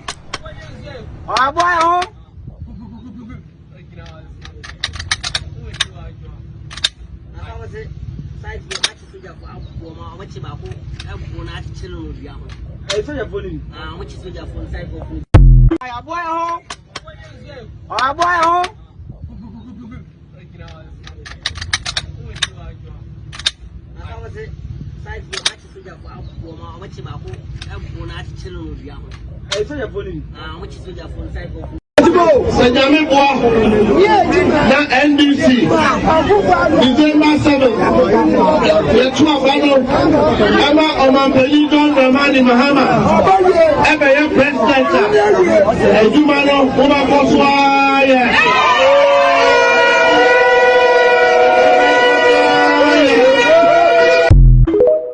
one Senyamin gold is the one holding Ghana now. And because of galamsey intina, we were 80 tons per year. After 135 tons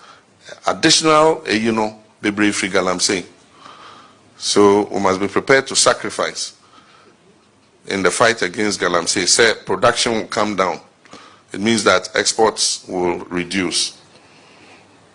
And then also the issue of employment. Because employment in the Enankodani Bebre, galamsey. Into Okotia galamsey, a lot of the young people who currently are surviving with galamsey would also get unemployed. Into those are two consequences.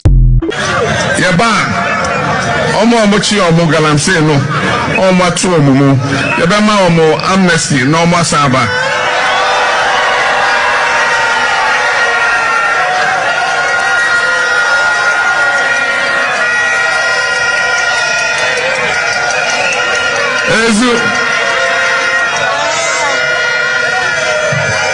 Mojidi say, Emrebia omo fomye, omo enu omo ho. Enti yebe yi omo, yeba omo amochi omo galamsey no, omo atu omo, yebe ma omo amnesty no omo asaba.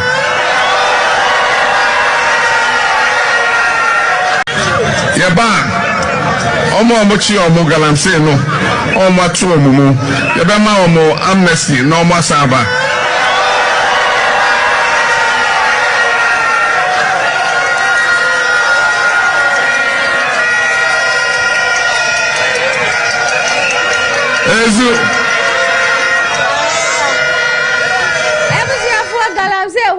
Seminti se ne NDC for ababemu na se wo entumi fighting galamsey and ancestor na illegal mining ne eguso a ekoso a me amiti hey I know definitely they are not really going to do something in as much as wo mo kire se wo mo bo wo mo homode but see your man penny in opposition telling Ghanaians say nyame ya adom na so ono na ba power definitely ade a just say NPP abai eche wona ye che wo mu nyina no they are going to build them, they are going to free them. Me wakasa asem we no makwa akoto aba de amawa do you expect to say wo ba abem awie no o be pame me ameko na rodan ko ekufa do video ye boy earlier on osisu ka say ebra no ono na decide say wo de nedwuma kura to ho no ma fighting galamsey no na NDC amanyoko no so ene na ma wo mu yes enunti na mesre say yemfa politics ento nchen whatever that has happened in the past the NDC for kan ye in the past the NPP for ye in the past the NDC for ba abemu na anu ade ya wo mo ye kra no yemfa bibia ento nchen na ye start bibia afresh na ye try a possible best say ye betimi a fighting galamsey insuo ni say na ye saase say na ye nya bibia donjo ni ye kokran nsuo afiro bi memu a empanifo de o mo betumi o me ameti he mi ntumi kofi oti we want to be nkransuo afiro bi memu nnom mebra ye onso ye oduro ono so onye sika mfa nkransuo mfa afiro bi memu. So let's put politics aside and then fight against galamsey ebeboa me na won so a wo hwe dwumedie no won so aboa ye papa memra no enya ya bia ene sa kofi me ma 2 minutes neja mama oduro so 2 minutes neja ya so dwumedie no so ma mentie we de metimi aka nyina ne se alice ba en ye bo ehomodin pa isan se na nado so de na konwa to so e wo galamsey ho no o make sure so the LI 2462 the buy nyame boa 14th October ye the LI 252 ba asa ye be revoke sa akufado de no ya make sure say mining in forest area no ni na sane man ne bede ye be twam ye san to so biem no masabo amane say ye the tracker ye do fencing and tracking the perfect one sa excavator be no e be de uni o kra excavator abo manim na unim say uni license jai uni enkrata en ha ho de aba bedu o manim no wantimi amfa proper documentation ama aban be beji na ye fa kwanyen so asa abo say aban no e the cooperative mining eba responsible cooperative mining at least mon fan krata kwan so na yentu efamu agudie na ye ye make sure yen kata emra ni nyina so yetimi ye ne kama say no aban be sa tra na ban mu na kwan mu no make sure so obi opeso tu efamu agudie bia no wo wie first one na ye be sa mo second one based on your performance so what you say say be ahemfofo no ne community mu no obia so be de ebenya esonfa so na nkonko ba se obi tene ba bi ene wanya ne sika na ono ete ho na ye sense ase ye sai ensuo lorry kwan so ene railway ne ye de ne ye sai no aban ebo no homodin bia Ghana ni bia emo aban no na enhyehyɛ papa ye de entimi enkoso medas okay Kofi Meda wasiye papa odo mamintie wonso mini aba make us I was say in some make it say aban no talk good free galamsey one many evidence bia I think say me di videos ne ba mo bo ba akugu eja agumu ba akwa President John Mahama outlining importance of galamsey so mfaso a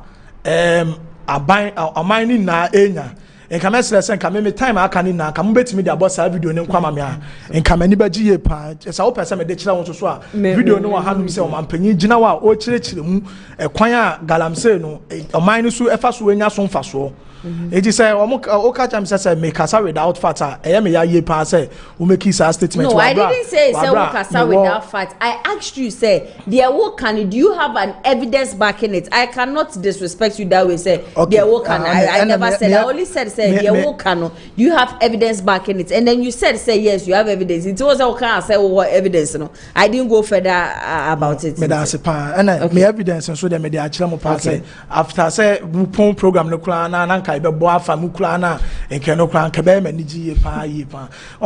NDC for no so say kasa Ghana fu na so le mbo ye den ke ye nya ya enka ya mfanya amanyosem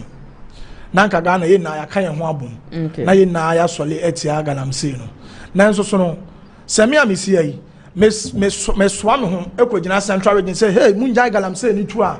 wan hwe bebu makume omampanyin na wotumi ono no ekere se empu na empu no okasa enchia enti se okasa ye na yemboa na yentu galamsey ye dia ne se ye dia no begum na ye bo omo chi se de omo ye na nye wa bla omo ankasa no omo nim se de omo ye na nye nwina na eduru no ehia force what say the force epiom no omo jai de omo ye no na se school kra na e betia omo akire omo kwan ye fa so tu galamsey no papa na enka ebeboa asen se omo kase yenjai se yenya say ye de ho ye na manyosem ne ade no ni na faso bia ni